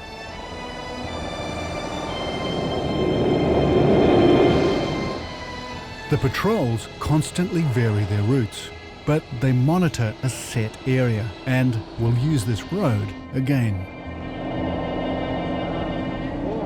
We've almost no information at all about what life was like here for Alexander and the Greeks. Much of what's reported about him is caught up in myth and legend. But what's certain is that Alexander's commanders would have been covering the same territory as our patrol.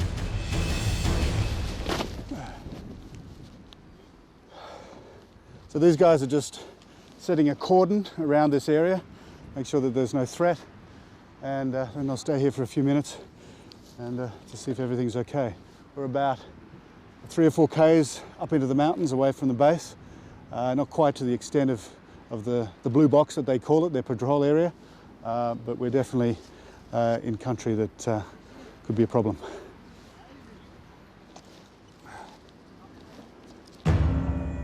This is a land known since ancient times for its formidable defence system, rugged terrain, and hostile inhabitants. But surprisingly, Alexander marched into the Bactrian capital unopposed. When his forces arrived, instead of taking up arms, the Bactrians laid low.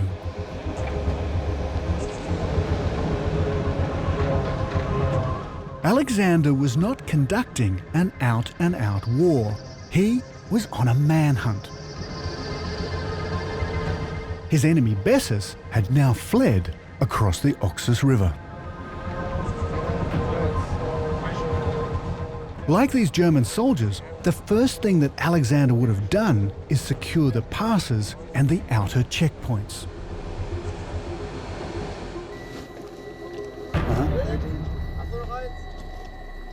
So how soon before you arrive are they informed that you're coming, or that they expect you? No, I don't think so. So it's just Surprise. good. This mountain pass is just as good a site for an ambush today as it was in the time of the ancient Greeks. Over 2,300 years after Alexander's army marched through here, the Germans are taking the same military precautions.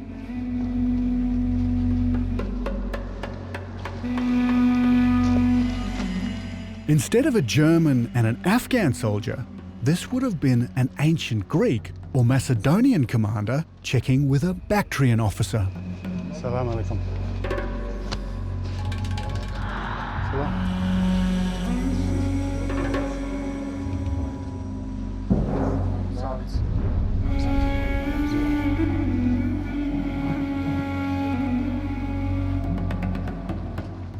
The combined international force in Afghanistan today is double the size of Alexander's.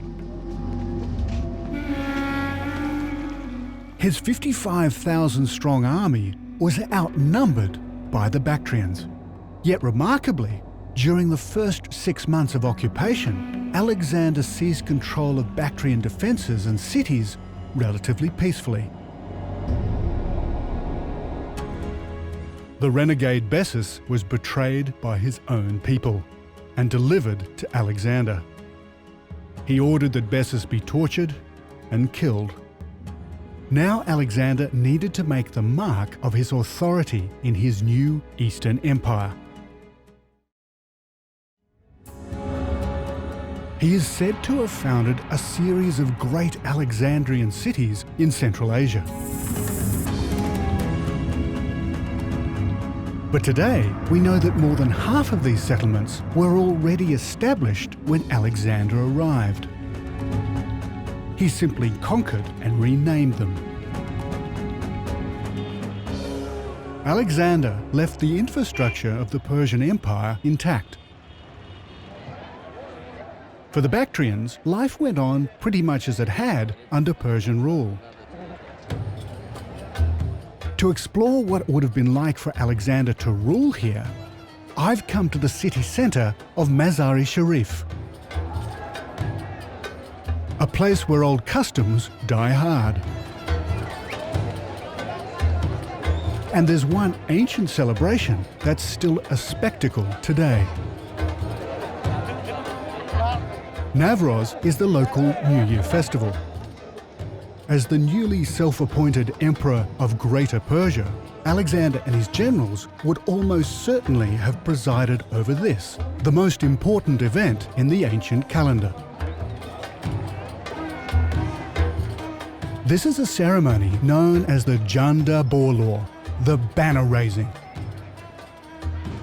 It's rooted in ancient Bactrian, Indian and Persian New Year cults. Today, it's an Islamic ritual. The belief is that the banners at the top of the pole have the healing powers of Ali, Muhammad's cousin and son-in-law.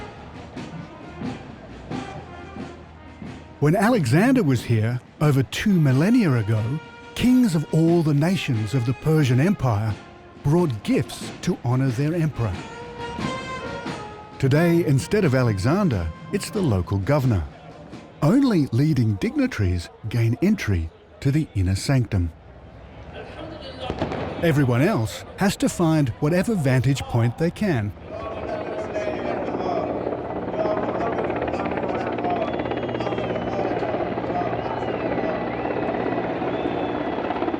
To secure a peaceful takeover, Alexander continued these age-old traditions. But he had to be watchful for insurrection and anarchy.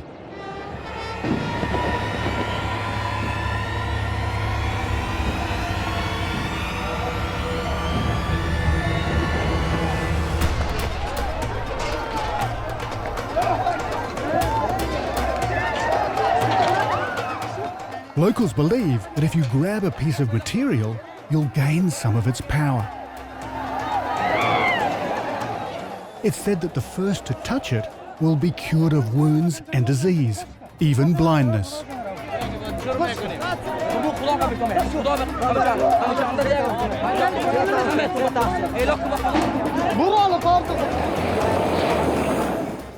We stand a very good chance of being crushed. It's time to get out of here.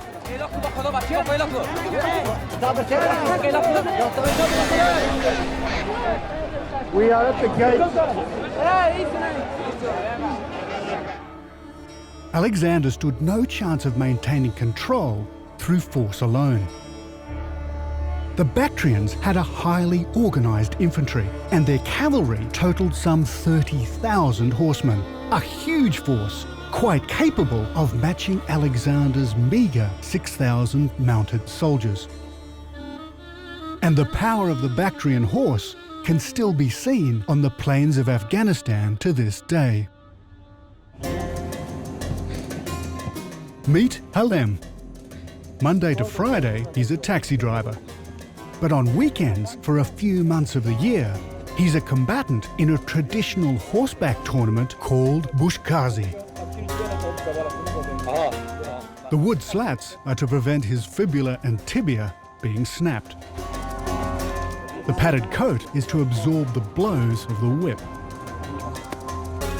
Hopefully the Russian tank helmet he's wearing is stronger than it looks.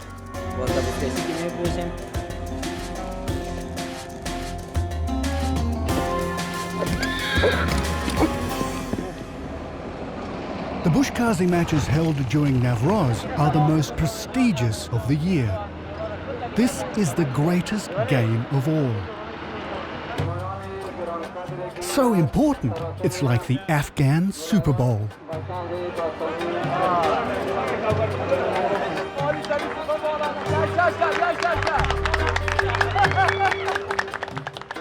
Before the match starts, everyone checks out the best horses. Halem won this event last year, but the competition is pretty impressive.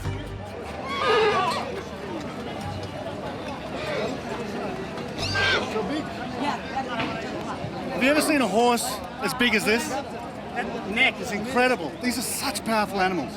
If you ever wondered what Alexander's horse might have looked like, that's it.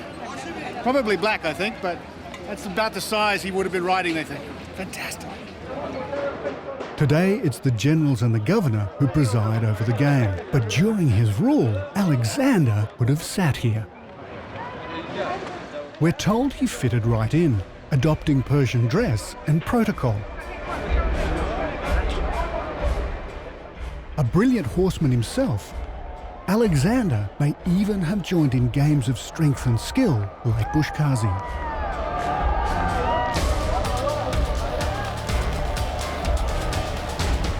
The aim is to pick up the 50-kilo headless calf, ride around the flag and back to the circle without getting beaten senseless. Originally, it would have been played with the body of an enemy. This is an echo of the ancient past, the closest thing we will ever see to a real battle from the 4th century BC.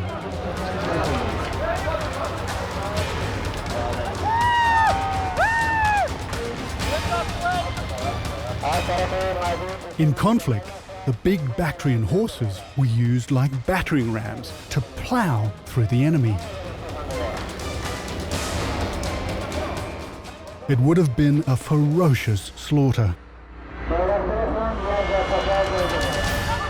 Today, deaths are rare. It's usually just bloodied faces and broken bones.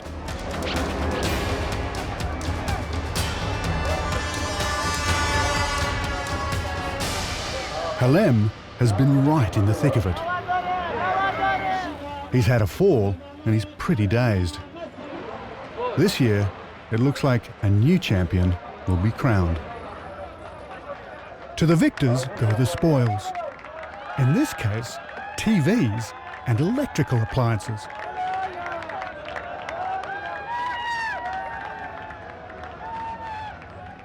It wasn't only superior numbers in battle that Alexander had to worry about. It was the hostile environment.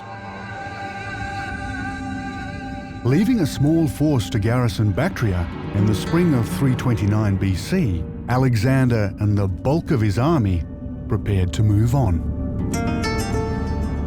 From the city of Mazar-i-Sharif, we're travelling across 75 kilometres of desert to the banks of the Oxus, the vast and tempestuous waterway that has shaped this ancient land. Today, it marks the northernmost edge of Afghanistan.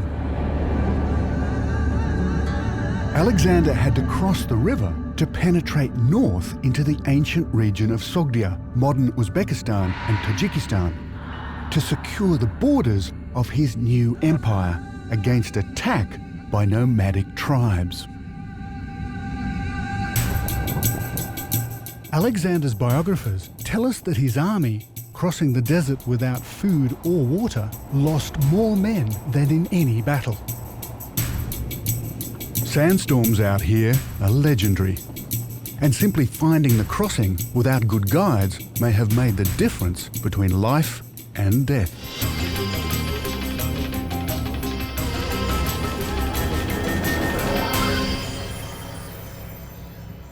Alexander finally reached the banks of the Oxus, with his army exhausted and in disarray. After surviving the desert, he was now faced with another immense barrier: the river itself. I want to find out what it was like to cross the Oxus in the same way Alexander did.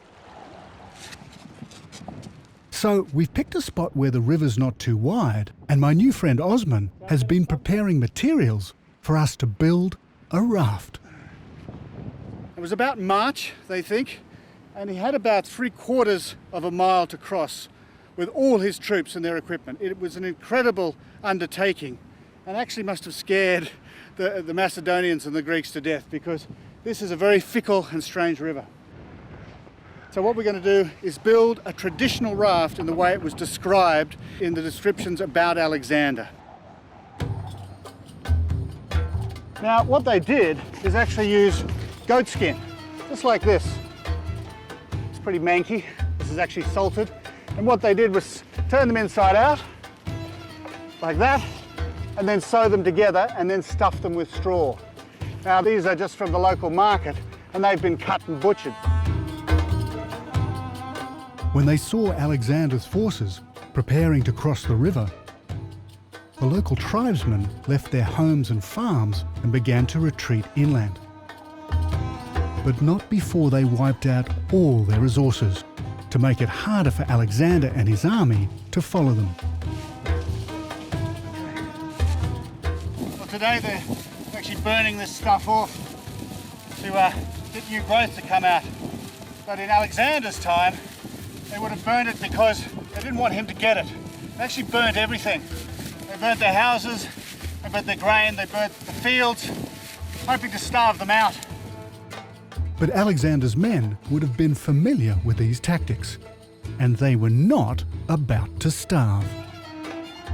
They might have been a bit hungry when they got to the river, and they were certainly thirsty, but the scorched earth didn't work. That's good. Let's see how heavy it is. Ah, beautiful. Let's have a look.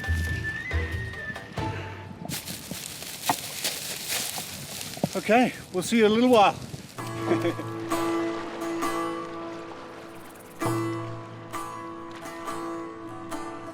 See you later, thanks.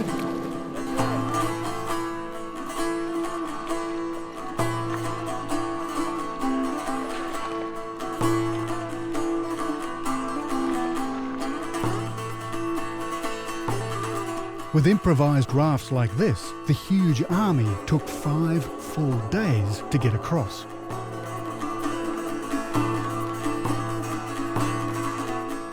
Then as now, the river is travelling at a heck of a rate. For every 500 metres I paddle across, I'm being carried roughly 3 kilometres, that's nearly 2 miles, downstream.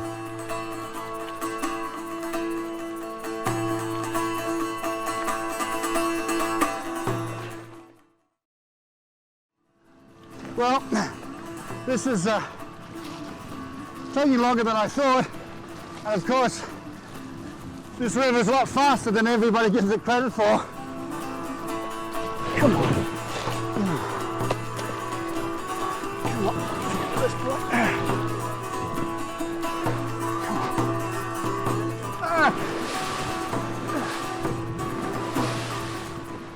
We're told Alexander's troops crossed with few losses, but there must have been sodden soldiers and horses along the river as far as the eye could see. Well, we made it. It's quite a feat. And if this river was any bigger, well, it almost would be impossible.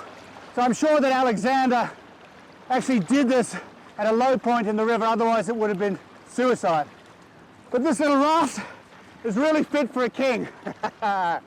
Woo!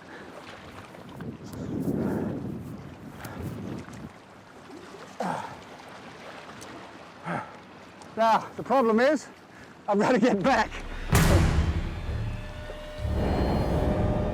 Alexander's army spent almost 3 years fighting to maintain their foothold, both north and south of the Oxus, in the kingdoms of Bactria and Sogdia. As he travelled, Alexander is reputed to have built a series of great cities. But how could he have managed to build cities at the same time as fighting both the elements and local tribes?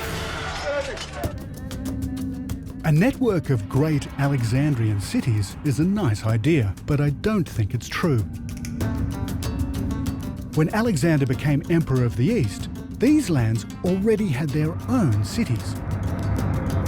I believe Alexander renamed them and little else.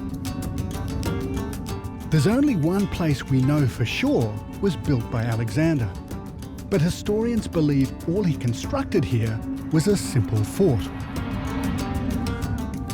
The rest of Alexander's cities have never been found.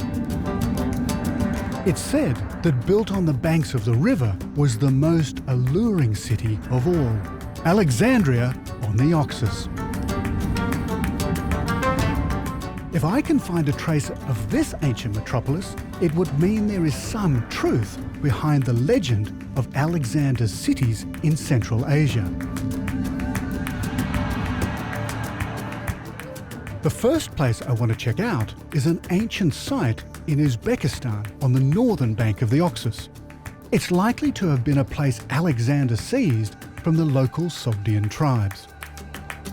Well, we're not actually sure where Alexander crossed the Oxus, because there's 3 or 4 crossing points all along here. But once he would have massed his troops together and crossed the river flats, he would have come up against the first Sogdian defences. Now this is Camp Tepe. Now what we're not sure of is whether it was just a fortress or whether it was a great city. And to find out, we're going to go and meet one of Uzbekistan's most eminent archaeologists.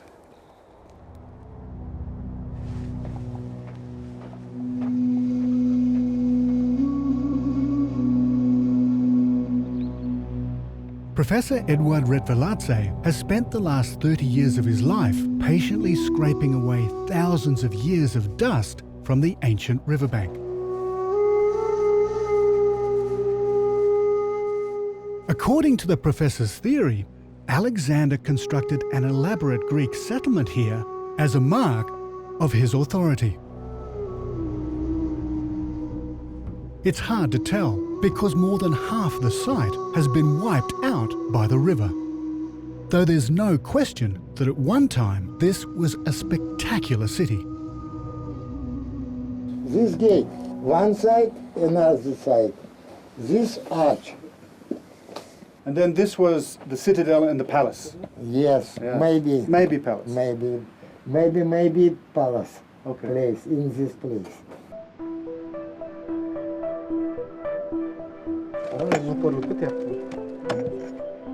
This 3 part, Acropolis, Lower City, and Upper City. Okay.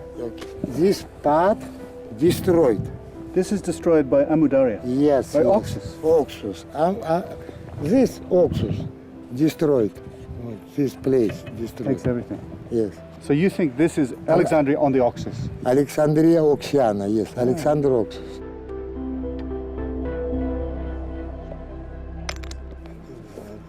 Well, what the professors found here over the last 30 years is that this was here when Alexander came through. It was a fort and he destroyed it. And what the professor thinks is that he came back and actually built a city, and it was Alexandria on the Oxus. But for us, there's a lot more to dig up before we can actually confirm that. Is Camp Tepe old enough to be Alexander's great city? I'm not convinced. Alexander was marching north.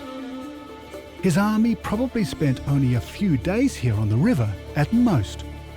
It's likely he simply left some Greek soldiers here to garrison the Sogdian fort, and the city developed long after Alexander had come and gone.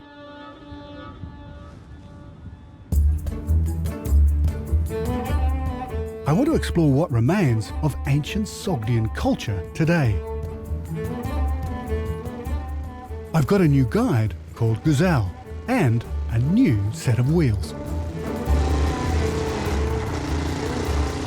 There's no better way to explore Central Asia than on a cantankerous piece of Soviet engineering like a 1973 Ural 650.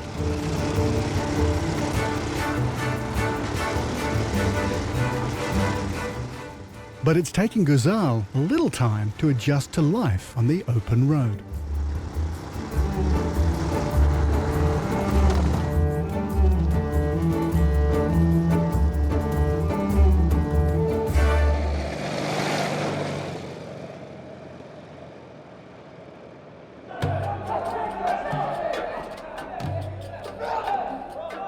These locals trace their ancestry back to the Sogdian warriors that challenged Alexander over 2,000 years ago. They'd refused to accept a permanent military presence in their lands, and a full-scale revolt against the Greek invaders broke out. To get an idea of what Alexander came up against, I've come to see an ancient martial art called Kurash. This style of combat is said to be more than 3,500 years old.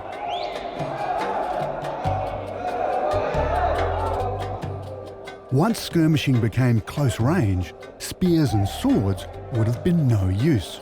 Warriors had to grapple with each other in hand-to-hand combat to try and throw their opponent to the ground and create enough space to use their weapons and strike the killing blow.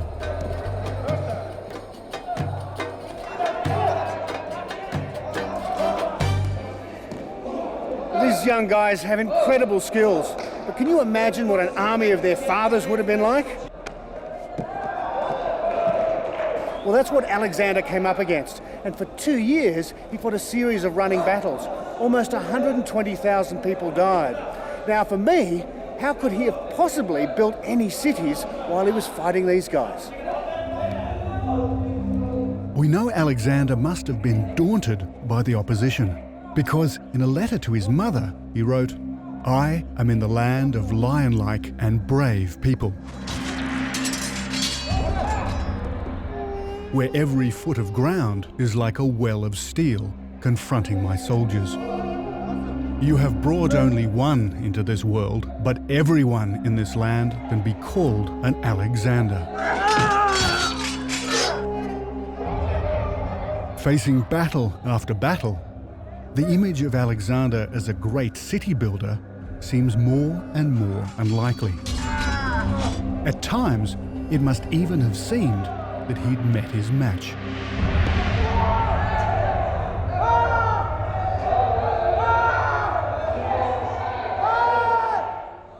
But Alexander found another way to win the battle.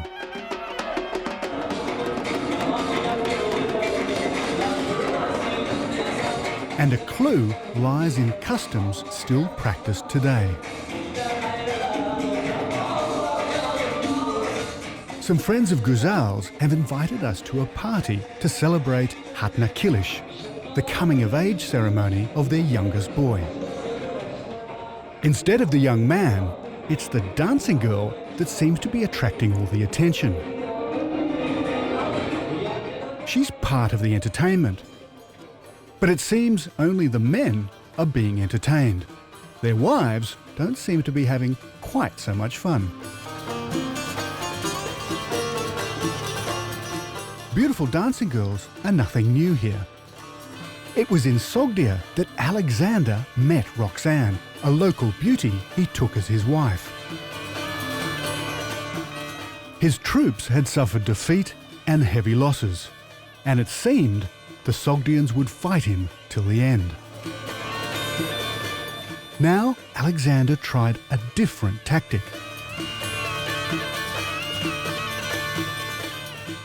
By marrying Sogdian nobility, he hoped to win their loyalty and a lasting peace.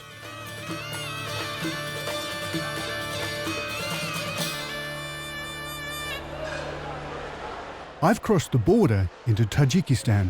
Here the story of Alexander and Roxanne's romance remains deeply woven into the cultural fabric to this day.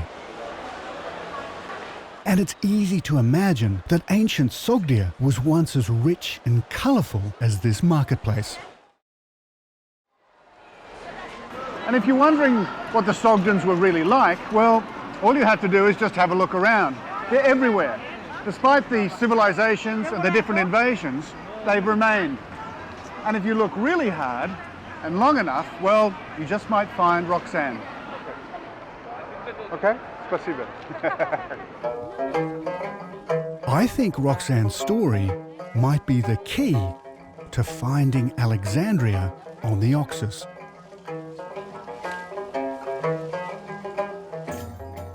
I've arranged to stay with a local family at a small farm. Then as now, farming was the main occupation. They still pick cotton, just as Roxanne's clanswomen would have done. Before their journey east, the Greeks had never seen cotton. Alexander described it as vegetable wool. His troops stuffed it in their saddlebags and carried it home to Greece, introducing cotton to Europe for the first time. Beside the cotton plants, the Oxus River Valley would have been lined with vineyards and irrigated fields planted with vegetables and grains.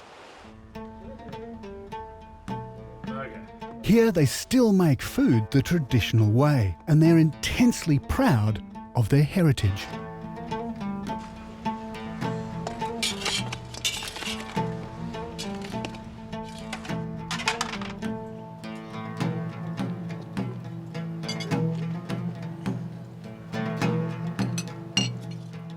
We're told that Roxanne's father, Oxyates, was a powerful local clan leader.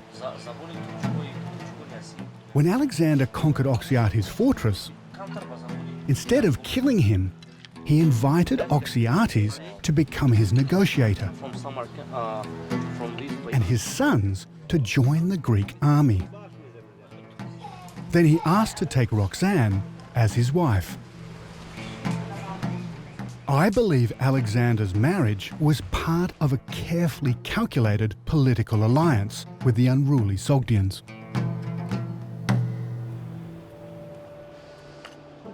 Many scholars believe that Alexander and Roxanne were married across the border in Afghanistan.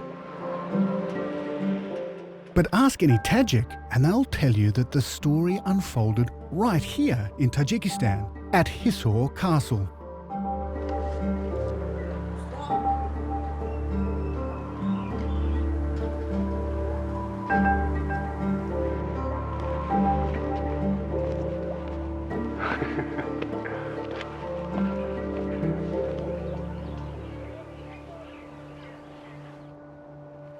Well, this marvellous citadel is actually completely man-made. It must be 300 or 400 feet up here. But it's the last northerly extension of the Bactrian Empire. It's about 80 kilometres north of the Oxus, and this is about as far as they spread. And this is where Alexander came as well. He conquered this place, and even when he got here, this was an amazing citadel, a really developed civilization. They don't know how old it is. It could be 3,500, 4,000 years old. But what's also exciting is that he may have met Roxanne here, which makes it a pretty special place. So special, in fact, that every weekend, Tajik newlyweds come here to be enriched by the romance of Roxanne and Alexander.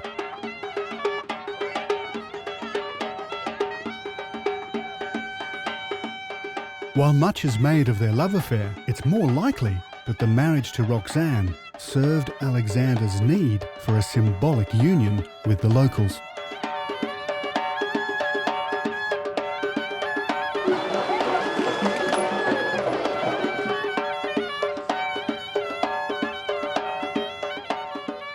With Roxanne by his side, he took on the role of kinsman instead of conqueror.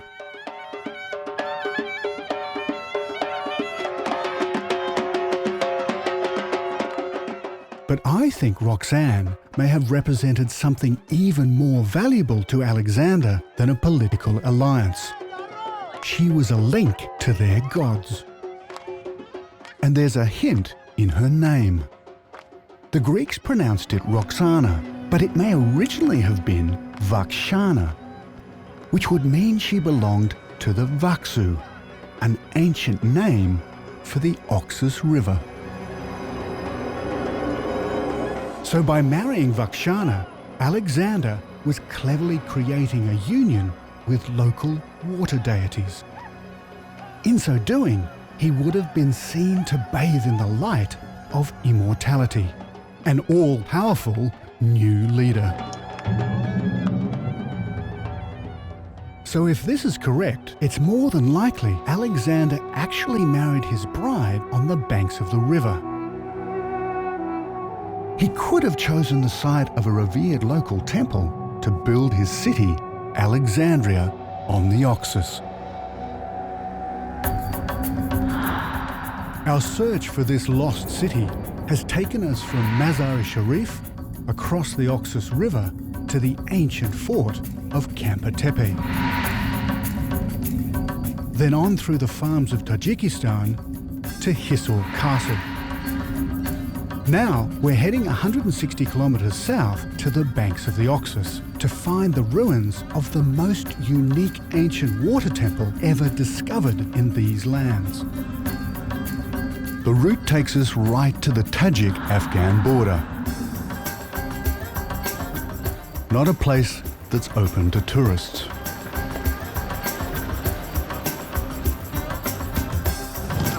They don't allow many people to come here.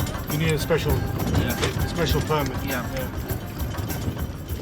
We've been given access on the condition that the army is with us every step of the way.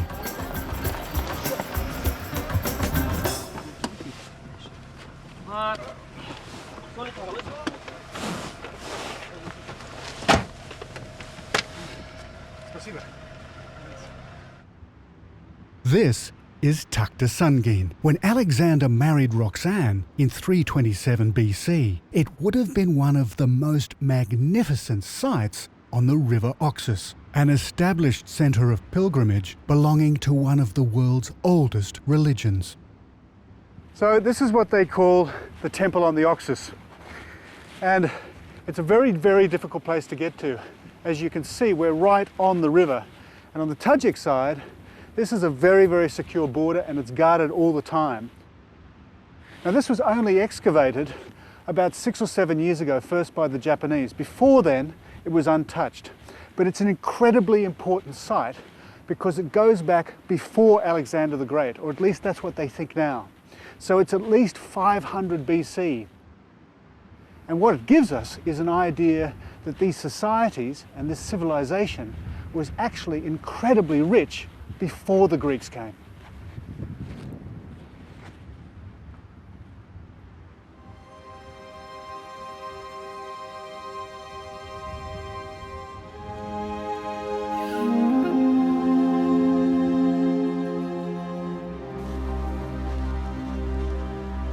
So this must have been a hallway going right through. And this drainage system is amazing because that's very advanced. This was a very special temple complex, belonging to an ancient religion called Zoroastrianism.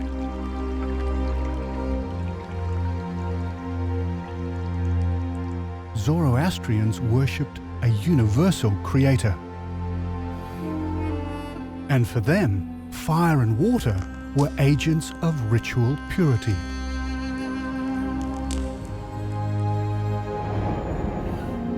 In ancient times, it's likely ceremonies took place in the sacred waters of the Oxus. As Alexander's army conquered this land, most towns were abandoned or destroyed. but Tuktesungeen was left largely intact.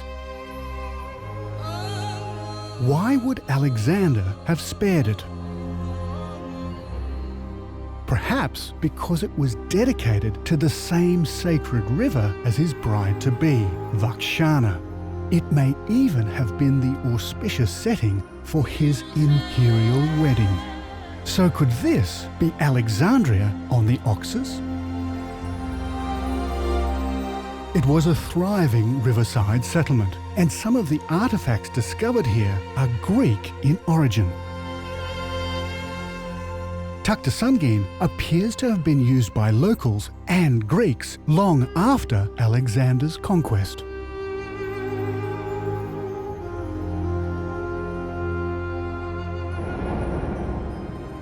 In my search for Alexandria on the Oxus, this extraordinary place is, I believe, a definite contender.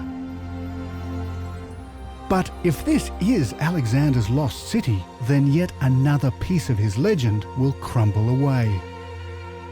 It is certain that he didn't found or build Tuktesungeen. This marvellous temple city was already here, long before Alexander arrived. Alexander led his army on a phenomenal mission to the river Oxus, the ancient heart of a lost world. His conquests are seen as the greatest triumph in the history of the Greek Empire. But that could be as far as the truth behind his legend really goes. In Central Asia to date, not one of his fabled Alexandrian cities has ever been unearthed. Far from bringing civilization to the barbarous peoples of the East, Alexander found a series of highly advanced centres. As the audacious new emperor of the East, Alexander faced resistance at every turn. He forged alliances here. But so far, I've found no convincing evidence of the magnificent riverside city he is reputed to have built on the Oxus.